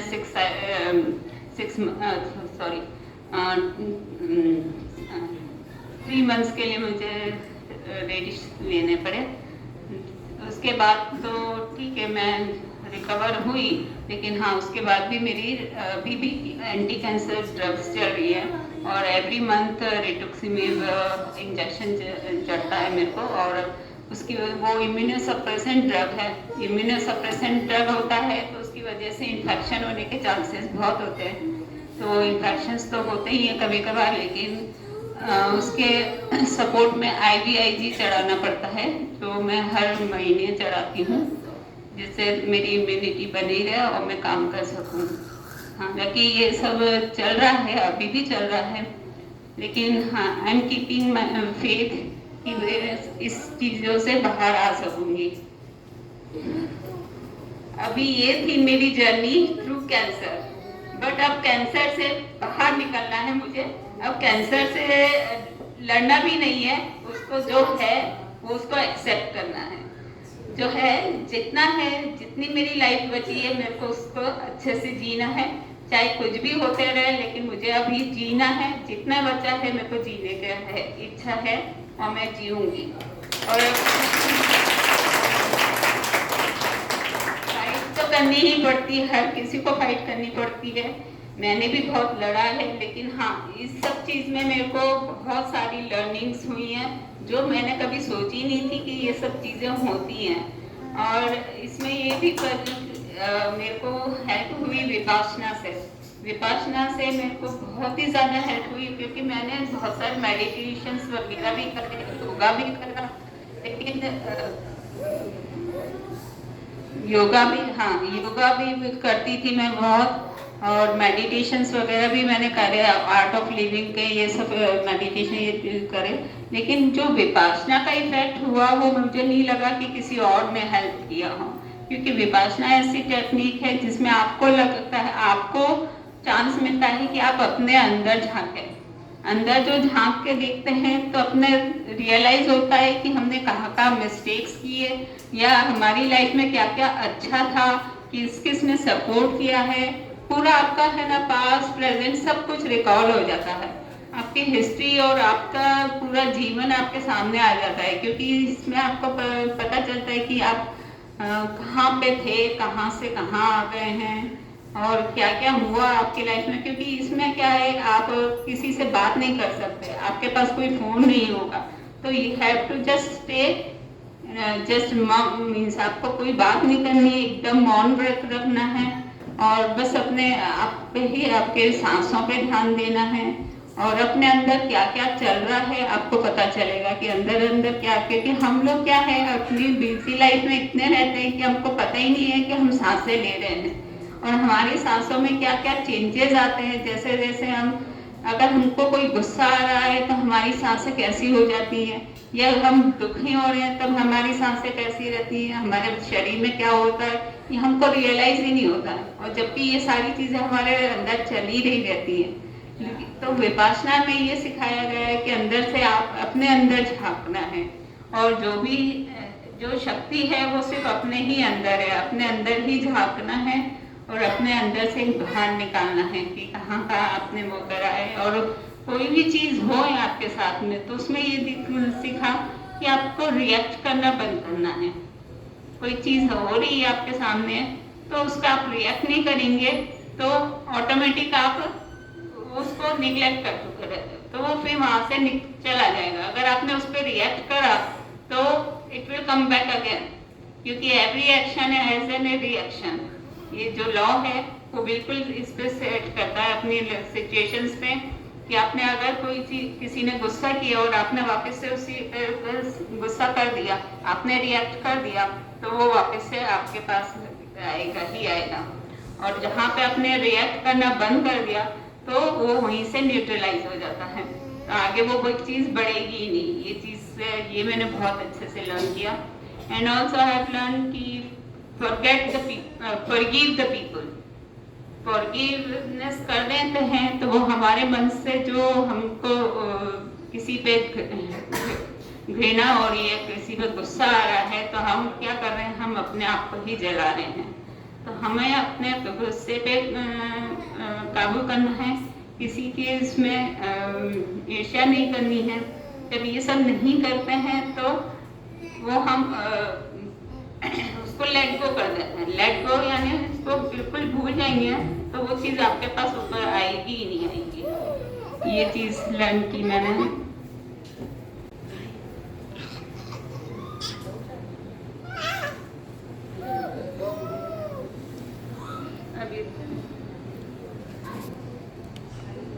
परमेश्वर का भी बहुत आभारी मानती हूँ, और मुझे पूरा विश्वास है भगवान के ऊपर। मुझे ये रहता है, सब लोग मेरे को कहते हैं कि तू भगवान में लगी रहती है, लेकिन मैं कहती हूँ कि भगवान मेरे अंदर है और मेरे आजू बाजू भी है। मैं उनकी प्रेजेंस हमेशा फील करती हूँ, क्योंकि कुछ भी काम होता है और अपने जब तक उस पर बोलते हैं कि मैं कर लूँगा, तो वो मैं का जो अहंकार होता है ना, वो आपको आप करने नहीं देगा। जब आप अपना अहंकार छोड़ दोगे ना कि मैं कर लूँगा, तो सरेंडर कर दोगे, तो वो ऑटोमेटिक आपके लिए कुछ ना कुछ रास्ते निकाल ही देते हैं कि आपको या तो कोई सपोर्ट सिस्टम भेज देंगे या कोई निमित्त बना के आपके पास इंसान वो आ जाएगा कि आपकी हेल्प कर देगा। तो ये मैंने बहुत बार मीन्स उसको करा है, उसको महसूस किया है, और काफ़ी ऐसी सिचुएशंस हुई थी कि जिसमें सब लोग कहते थे मैं कर लूँगा, देन नहीं होता है। और जैसे ही अपने आप सरेंडर कर दिया कि छोड़, जो भगवान है वही संभालेगा और वही करने वाला है, तो वो एक्चुअल में उसी टाइम पे हो जाता है। जैसे ही आपने सरेंडर करा वैसे ही आपके पास आ जाता है सॉल्यूशन। ये सिर्फ ऐसी सिचुएशन ऐसी हुई थी कि मेरा जब बोन मैरो ट्रांसप्लांट का जब 21 डेज का डिस्चार्ज का टाइम आया था, तो discharge was on Saturday, but Saturday को जब हमने फाइल रखी कि हमको डिस्चार्ज का दे दीजिए, तो सुबह से रश्मि भाग रहे थे कि हमको डिस्चार्ज के लिए सारी चीज़ें कर दीजिए आप, हमको आज निकलना है। तो सुबह से वो इधर उधर सबसे बात कर रहे थे कि हमको डिस्चार्ज का करने का है, लेकिन नहीं हो पा रहा था। तो मैंने रश्मि को कहा अभी अपने शांति से बैठते हैं रात को, क्योंकि संडे आ जाएगा फिर नहीं होएगा, मंडे आएगा तो मंडे सारा हॉस्पिटल स्टाफ बिजी होगा तो भी बहुत डिफिकल्ट होएगा। तो ही वॉज इंसिस्टिंग कि नहीं अपने सैटरडे डिस्चार्ज कर लेते हैं। तो मैंने कहा नहीं कोई होगा तो कोई बात नहीं, तुम है ना सिर्फ छोड़ दो, अब तुम ये अपने ऊपर से निकाल दो कि मैं कर रहा हूँ, मैं करा के ही रहूंगा। मैंने कहा छोड़ दो, भगवान पे छोड़ दो, वही रास्ता निकाल गए। और उसी टाइम पे जैसे ही हमने सरेंडर किया, हम दोनों ने खाना खाया और उसी टाइम पे नर्स का वो आ गया डिस्चार्ज लेटर कि आप जा सकते हैं। तो मैंने कहा सही में भगवान का है, और जब तक आप सरेंडर नहीं करेंगे ना तब तक आपके पास कोई नहीं आएगा उसमें। तो सरेंडर करना, गॉड के ऊपर, भगवान के ऊपर विश्वास करना, अपनी तरफ से सब अपना काम तो करते रहने का, लेकिन without any expectation, just you have to focus on your doing, like काम करना है। कर्मण्येवाधिकारस्ते मा फलेषु कदाचन, मतलब अपने कर्म करते रहिए, फल की इच्छा मत करिए। ये मैंने बहुत अच्छे से सीखा है, बस कर्म करिए और नहीं हो रहा आपसे काम तो फिर भगवान पे छोड़ दीजिए। जब छोड़ देते हैं ना तो कोई ना कोई आ ही जाता है आपको सपोर्ट करने के लिए। ये तो मैंने महसूस किया है, और काफी उसमें पता ही चला है कि हाँ वो कोई भी आया है सपोर्ट में, यानी भगवान ने ही उसको भेजा है। तो मुझे तो भगवान पे बहुत ज्यादा मेरा विश्वास है। और भगवान ऐसा नहीं है कि कुछ बोल रहे कि कृष्ण है कि शिव है कि क्या है, भगवान मेरे लिए है कि एक कोई पावरफुल शक्ति है इस दुनिया में जो इस पूरी दुनिया को चला रही है। इसमें ऐसा नहीं है कि हमारे चल रहे हैं, लेकिन क्यों, कहाँ से अपने बॉडी में इतने सेल्स बन रहे हैं, और कहाँ से आप एक छोटे से सेल से आप पूरी ह्यूमन बॉडी बन जाती है। कितने सारे एनिमल्स हैं, पूरी प्रकृति है इस पूरी दुनिया में, तो ये कौन चला रहा है? कोई तो एक शक्ति है जो इस पूरी दुनिया को चला रही है। तो that gives me the explanation that there is some power in the world who is means जो उसको रन कर रहा है। तो वो शक्ति भगवान कह लीजिए, अल्लाह कह लीजिए, गुरु कहे कि कुछ भी कहे, वो है तो है, वो पावर है। और I pray to that power. मेरी जो भक्ति होती है, मैं उसमें जो भी आरती भी करती हूँ तो उसमें जो वर्ड्स होते हैं मैं उसको फॉलो करती हूँ कि तू मेरे पे छोड़ दे, मैं कर रहा हूँ, तू मेरे पे छोड़ दे, मैं कर रहा हूँ, जो भी है तू छोड़ दे मेरे पे। तो मैं उसी पे छोड़ती हूँ हर चीज़। और ऐसा नहीं है कि मैं काम नहीं करती, काम करती हूँ, लेकिन मैं सिर्फ एज अ निमित्त बन के काम करती हूँ। जो मैं कर रही हूँ सब उसी पे छोड़ रही हूँ, और वही करा रहा है, मैं तो सिर्फ काम कर रही हूँ एज ए रोबोट काम कर रही हूँ, लेकिन जो आ रहा है वो उसी पे से आ रहा है। ये चीज़ है। अभी मैं एक वीडियो प्ले कर रही हूँ जिसमें मेरी लाइफ की जर्नी है, कैंसर से how I am become a warrior.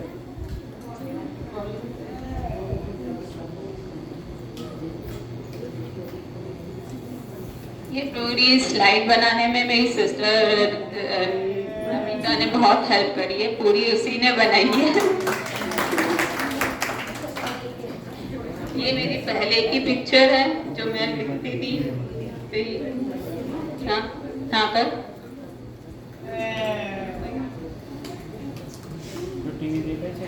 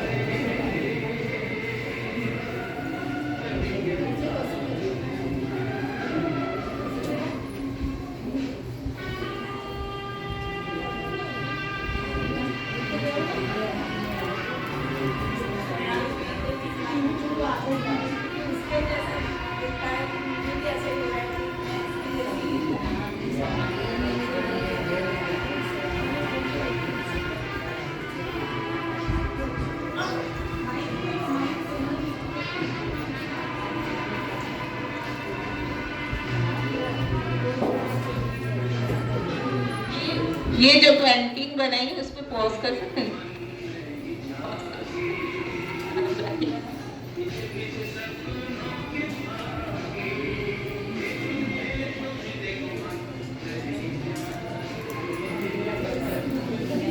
उसको स्टॉप।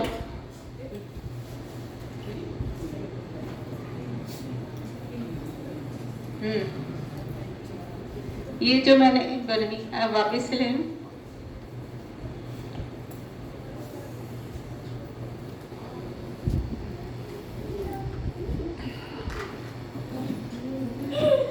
हाँ, इस पर पॉज रखना।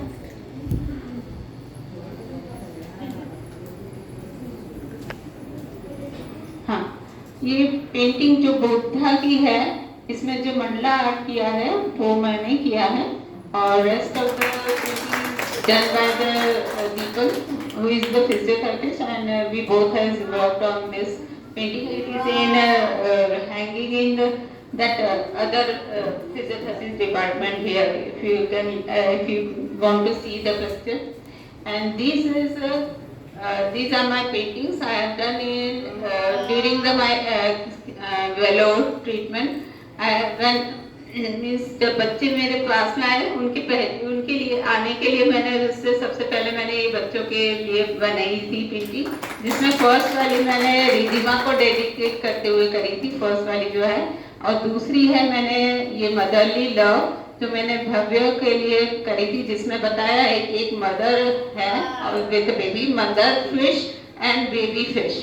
If you can see this is mother fish and baby fish, and this is my me and Riddhima. It comes means मेरे mind में पता नहीं कहाँ से आई, मैं ऑटोमेटिकली करने लगी थी, क्योंकि ये सब चीज़ें मुझे पहले नहीं आती थी सिर्फ, बट उस टाइम पे जब मैंने करना चालू किया तो मैंने विद इन 2 months मैंने इतनी सारी ड्राइंग्स कर दी थी, जिसमें मैंने शिव जी का मंडाला आर्ट किया, गणेश जी का मंडाला आर्ट किया, लक्ष्मी माता का मंडाला आर्ट किया, बाकी मेरे उससे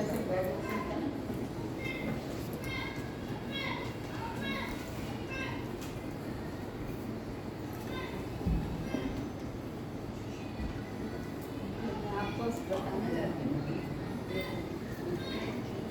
जैसे कि मैंने सरस्वती माता की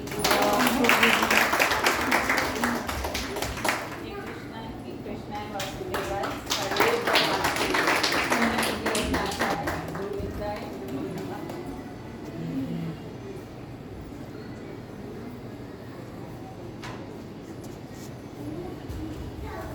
ये दीपावली का कार्यक्रम है।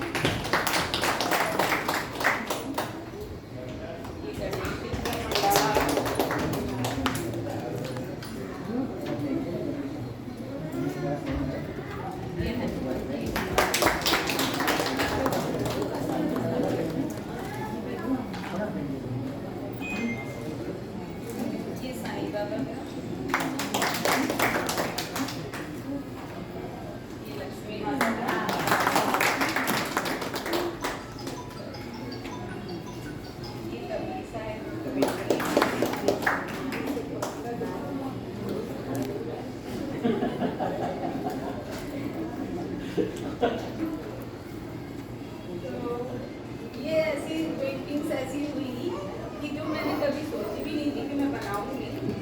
ये मंडला आर्ट कभी आता ही नहीं था, लेकिन एक बार मैंने लॉकडाउन के टाइम पे एक ऑनलाइन वर्कशॉप हुई थी, सिर्फ एक घंटे की मंडला आर्ट करके, तो मैंने कहा चलो एक बार ऑनलाइन ज्वाइन कर लेते हैं, तो मैंने करी।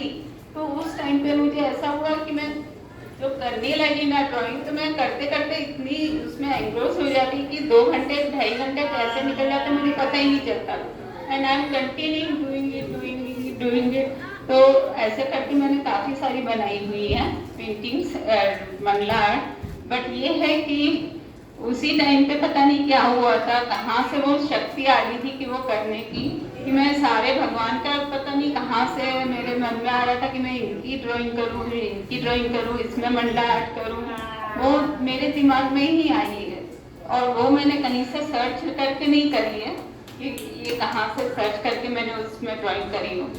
और उस टाइम पे तो मैं भी अमेज हो गई थी कि मैंने इतने सारे ये सब कहाँ कर दिए। फिर मेरे को रियलाइज है कि मैंने नहीं किया, ये सिर्फ ऊपर वाले ने ही मेरे को वो प्रेरणा दी और बताया है। तो इससे मेरे फेथ बहुत ज़्यादा ऑन हो गया। अब उसके बाद मैं ट्राई करती, इतने सालों मैंने करा, और लेकिन उसके बाद जब मैं बिल्कुल रिकवर हो गई, सब कुछ ठीक हो गया, तो अब मैं नहीं कर पाती हूँ।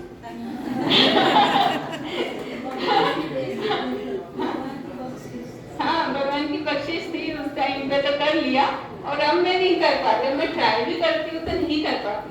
आई डोंट नो अपना हाथ ही नहीं अब नहीं हो पाता है, लेकिन हाँ, अगर भगवान की इच्छा होगी तो वो करवाएगा।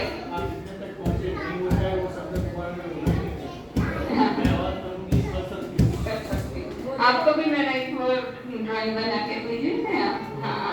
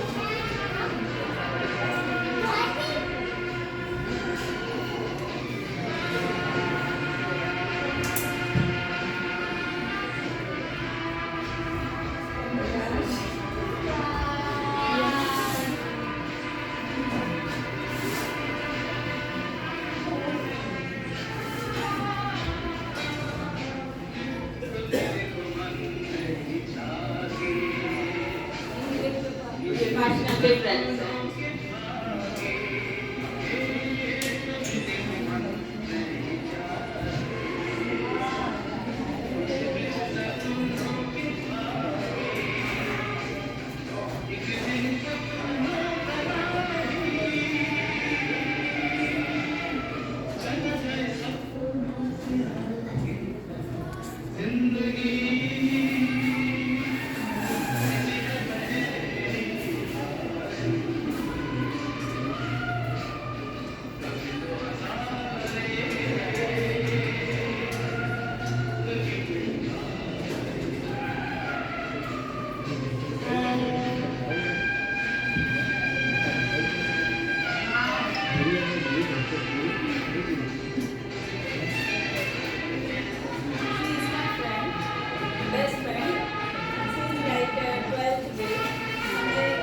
क्लासेस में एक साथ करा था पीएमटी की प्रिपरेशन, बट उसने चेंज करके अपना एमबीए में कर दिया और मैंने फिजियोथेरेपिस्ट में थे, but she is still in touch with love is not just found in a whispered words or held hands. It lives in the way you speak to yourself, in the way you live, in the way you rise again. When you are single, committed, or carrying the weight of your love, you still worthy of love, the kind of truth.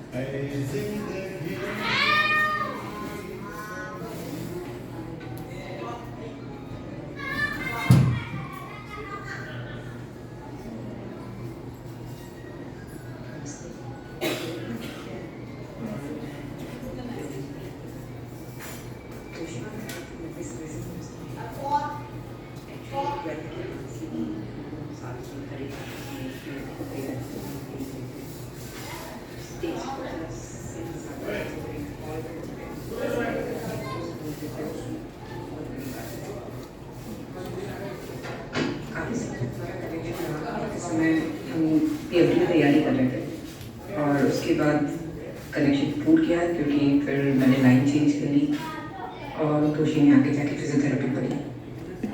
कुछ सालों बाद मुझे उसका wedding invitation मिला, पता चला उसकी भी शादी हो गई है। मेरी शादी हुई और मैं बैंकॉक शिफ्ट हो गई थी जर्मनी में, एंड खुशी बर्मिंघम में थी।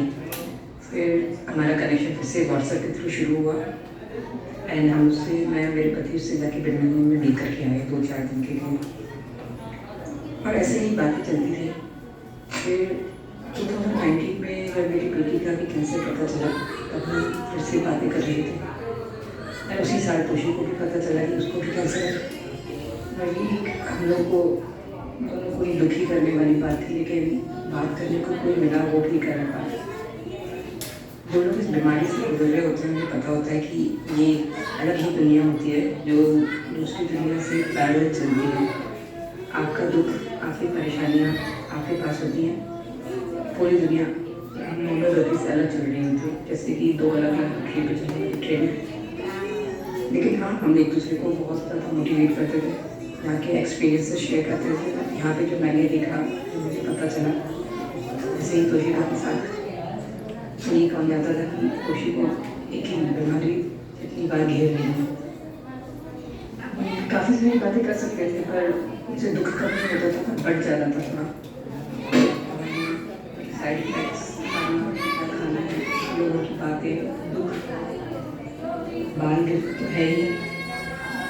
मेरे लिए शायद थोड़ा आसान था क्योंकि मेरे खुद के ऊपर नहीं दिख रहा था, मैं मेरी बेटी का ध्यान रख रही थी। वो अलग तरह का दुख था, लेकिन शायद वो नहीं जो तोशी ने सहा है, उसने पार सहा है। कि आज वो इस तरह से आगे बढ़ी है, इतनी साहस के साथ, मजबूती के साथ, बहुत ही काबिल तारीफ है। होप करती हूँ कि आगे जाके उसे कभी भी तकलीफें नहीं आएंगी।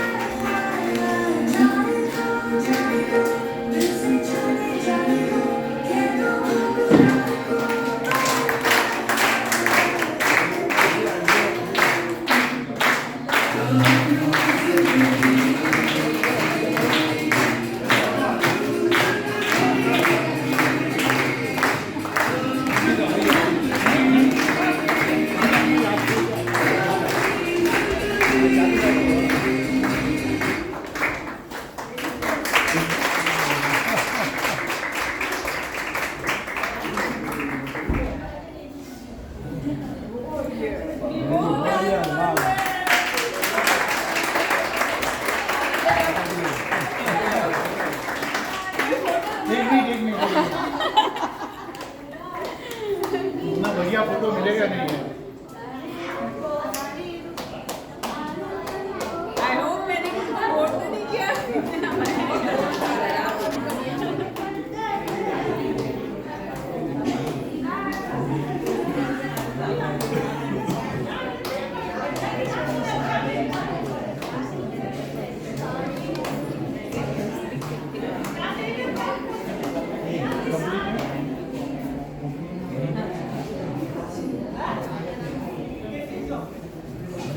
प्रोग्राम हो गया जो पहले नहीं हुआ था।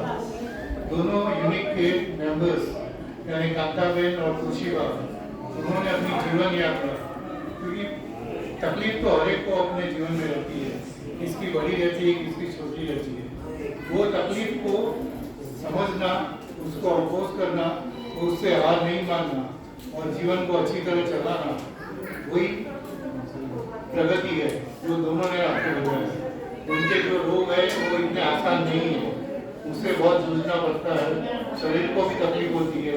फिर भी वो स्थिति में भी वो लोग ने अपनी जीवन यात्रा अच्छी तरह आगे की, उससे हमें प्रेरणा लेनी चाहिए। और दूसरा, आज ये दोनों का जो लेक्चर हुआ उससे एक हमको फायदा हुआ कि हम तोशिबा जी और रश्मिकांत भाई के माता पिता को हॉस्पिटल को मिल सके। यानी कहते हैं ना कि सबको मिलाने वाला ऊपर वाला है। तो एक टुकड़ोजी महाराज की भजन की गान थी, सब देश में तू, सब वेश में तू, तेरे नाम अनेक तो एक ही है, तेरी रंग भूमि है विश्व भरा, सब मीन और खेल में तू ही तू है। यानी यहाँ जिसको आने का था, जिसको एक दूसरे को मिलने का था, वो सब आ गए। पर जो आना चाहते थे वो भी नहीं आ सके। तो यही जरूरी है कि हम अपने आप को समझे और नेगेटिव थॉट बंद कर दें। कोई भी बीमारी आ जाए उसमें पॉजिटिव रहे और साथ में फैमिली का सपोर्ट, बच्चों का सपोर्ट वो बहुत ही अहम है। उससे आप अच्छी तरह रिकवर हो सकते हैं। कितनी भी बार गिरो, कितनी भी बार तकलीफ आए, फिर भी आप उठ सकते हैं। अपने अंदर में शक्ति है जो ये विपश्यना की, उसमें उनको मालूम पड़ा कि हमारे अंदर सभी चीज है। अगर हम अंदर जाए तो हम अपने आप को स्वस्थ और अच्छे रख सकते हैं। तो धन्यवाद। और हमारा ये प्रोग्राम चालू ही रहेगा। नेक्स्ट May 25 को हम अरेंज कर रहे हैं। तो वो जो लेडी है वो अंधजन में काम करती है और सभी मल्टीपल डिसेबल चिल्ड्रन के साथ भी उन्होंने काम किया और वर्कशॉप भी किया है। तो उसके साथ बात हो गई, वो आके लेक्चर देगी। और ये बीच में संगीत का भी प्रोग्राम रखेंगे और कंटिन्यूस चालू रहेगा। 10-15 दिन इधर उधर होगा पर वो चालू रहेगा। और आप सभी को रिक्वेस्ट है कि आप सबको हमेशा आना है। अगर कोई हॉस्पिटल में है नहीं आएगा तो चलेगा, बाकी सभी को आना है। और आना कैसे है? गांधी जी को समझ के याद कीजिए। गांधी जी इतने परफेक्ट थे कि एक बार इधर उसको जाना था तो एक मिल मालिक की गाड़ी बोला कि मैं 4 बजे आ जाऊंगा और आपको ले जाऊंगा।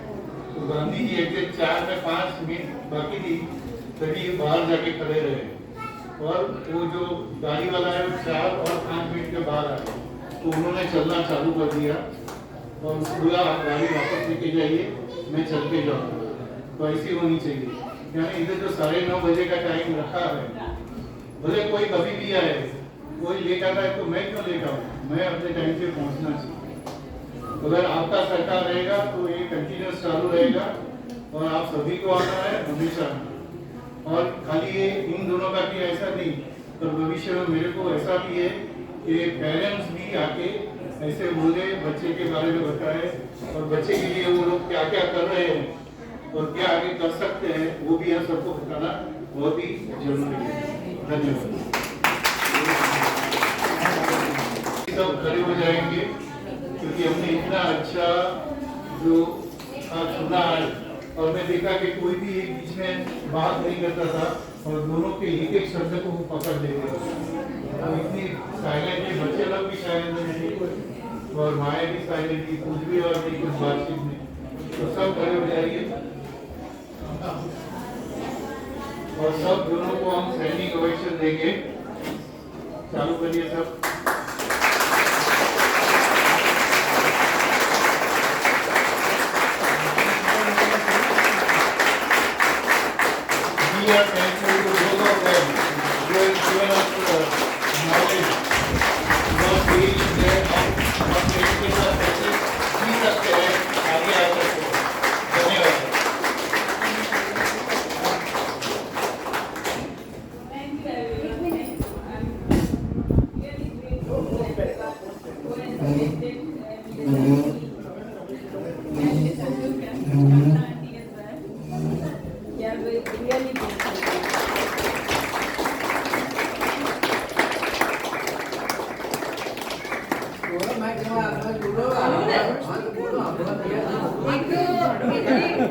જિગ્નેશભાઈ જે પ્રમાણે બધાએ લખાયું હતું ને એ પ્રમાણે બધા આયા ને એટલે બહુ જ સારું લાગ્યું.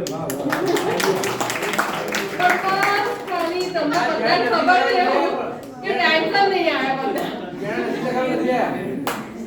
હા એ તો બહુ જ સારું કર્યું. જેને ના લખાયું એ ના આયા બહુ જ સારું કર્યું. પણ જેને લખાયું ને એ બધા જ આયા ને. ત્યાં પણ એ જ મને કીધું એમ કે બધા 9:30 નો ટાઈમ હોય તો બધા 9:25 આવી જાવ તો બહુ સારું. આજે આપણે લેટ થયા, અતુલ અંકલ હોય તો લેટ ના થાય. એટલે આયા એ બહુ જ ખુશીની વાત છે પણ હવે લેટ ના કરો ને એ સારું. कोई भी लेट नहीं है, બધા જ 9:25 9:20 આવી જશે. પોસિબલ છે, ડિફિકલ્ટ નથી. આપણે ધન્યવાદ. આપણે હવે યુનિક ચિલ્ડ્રન ક્લબને તમે આગળ લઈ જાઓ તો હવે ચેરિટીમાં રજીસ્ટર કરીને થોડું હજી મોટું બનાવો. તમે ખાલી આમ પેલું બધું આ જે કામ કરો છો નો ડાઉટ કે સરસ કરો છો, પણ જો ખરેખર તમે ફાયદો ઈચ્છા કે લોકો તમને સપોર્ટ હજી કરે ને બાળકો બીજા લોકો સપોર્ટ કરે તો રજીસ્ટર કરો. રજીસ્ટર કરીને બીજા બી બાળકોને ઇન્વાઇટ કરો જે લોકોને તમારા આ ઓર્ગેનાઇઝેશનથી બેનિફિટ થાય અને આને આગળ લઈ જાઓ. ખાલી નોન પ્રોફિટ ઓર્ગેનાઇઝેશન બનાવી દો અને એનજીઓ બનાવીને આગળ લઈ જાઓ ને, કારણ કે તમે ક્યાં સુધી અનડોક્યુમેન્ટેડ વર્ક કરશો. અનડોક્યુમેન્ટેડ વર્કને કોઈ સપોર્ટ નહીં કરે. ઓથેન્ટિકેશન શા માટે અનડોક્યુમેન્ટેડ થોડું ઓથેન્ટિકેશન મળે. હા, શા માટે તમે આટલું સરસ છેલ્લા 10 વર્ષથી કરો છો, અત્યાર સુધી રજીસ્ટર કર્યું હોત તો તમારા કરતા તમારા આ જે ઓર્ગેનાઇઝેશન જેટલા બી બાળકો છે એ કદાચ આથી 4 ગણા વધારે હોત અને તમે એને થોડું પ્રમોટ બી કરી શક્યા હોત, કારણ કે તમારી જોડે ફાઇનાન્શિયલ સપોર્ટ બી હોત. અત્યારે સૌથી વધારે તમને જે સ્ટ્રગલ આવે છે ફાઇનાન્શિયલ સપોર્ટની છે. તમને સપોર્ટ કેમ નથી કરતા? કારણ કે તમે નોન પ્રોફિટમાં રજીસ્ટર નથી કરાય. કંપનીઝ બી સપોર્ટ કરે. હા, તો ભાઈ બીજા કંપની બી તમને સપોર્ટ કરે ને, તમે એને અનડોક્યુમેન્ટેડ કેમ રાખો? મારા ખ્યાલથી તારે આગળ લઈ જવું હોય તો you should make it non profit organisation and make sure કે you work more documented way. Why you doing it just કરવામાં કંઈ વાંધો નથી, તમે કન્ટિન્યુ રાખો. આ જગ્યા તમારી છે, તમે ચાલુ રાખો, એમાં કોઈ વાંધો નથી. પણ અલ્ટિમેટલી તમે જે પર્પઝ છે બેનિફિટ કરવાનો પર્પઝ છે એ તો તમે સોલ્વ નહીં કરી શકો આગળ જઈને. જે તમારું નાનું ગ્રુપ છે એ નાનું ગ્રુપ જ રહેશે અને એના અંદર બી તમે તમારા જ બાળકોને મોટા થતા જોશો, બીજા બાળકોને નહીં જોઈ શકો. સાચી. Thank you for coming. સરસ વાત કરી. બાળ પ્રસાદી લઈને જાય. બાળ પ્રસાદી. હા, એ ભાઈ બાળ પ્રસાદ મારા સાસુમાં સ્પોન્સર કર્યો છે, પ્લીઝ ખાઈ જજો.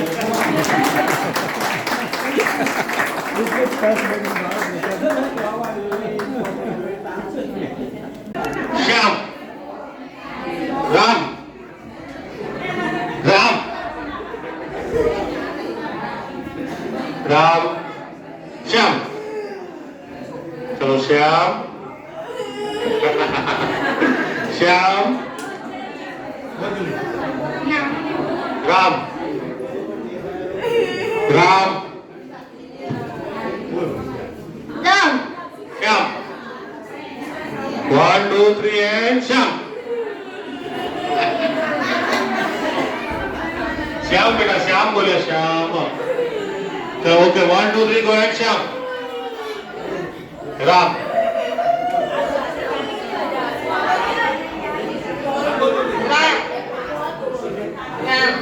શ્યામ, શ્યામ, શ્યામ, શ્યામ, રામ અને Shyam. Very good, very good, very good. Good going, good going. Ram, Shyam. બધા સર્કલ કરો, સર્કલ, સર્કલ, સર્કલ, ગોળ ગોળ સર્કલ, ગોળ સર્કલ, ગોળ સર્કલ બધા કરો.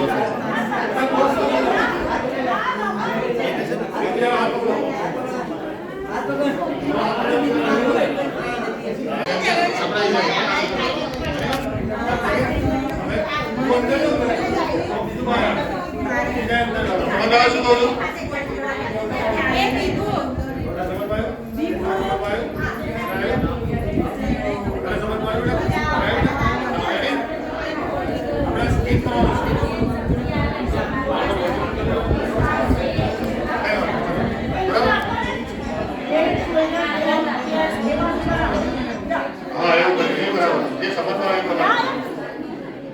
मुझे बोलो तो फॉलो करो, ત્યાં હાથ મૂકવાનો, જમ્પ કરો, તે બરાબર. રેડી? જમ્પ. અરે કન્ટિન્યુ જમ્પ રાખો, ત્યાંથી બોલો નહીં, ચાલુ રાખો. જમ્પ. સ્ટોપ. રનિંગ. એકદમ ભાગ ઉપર આવજો રનિંગમાં. Very good.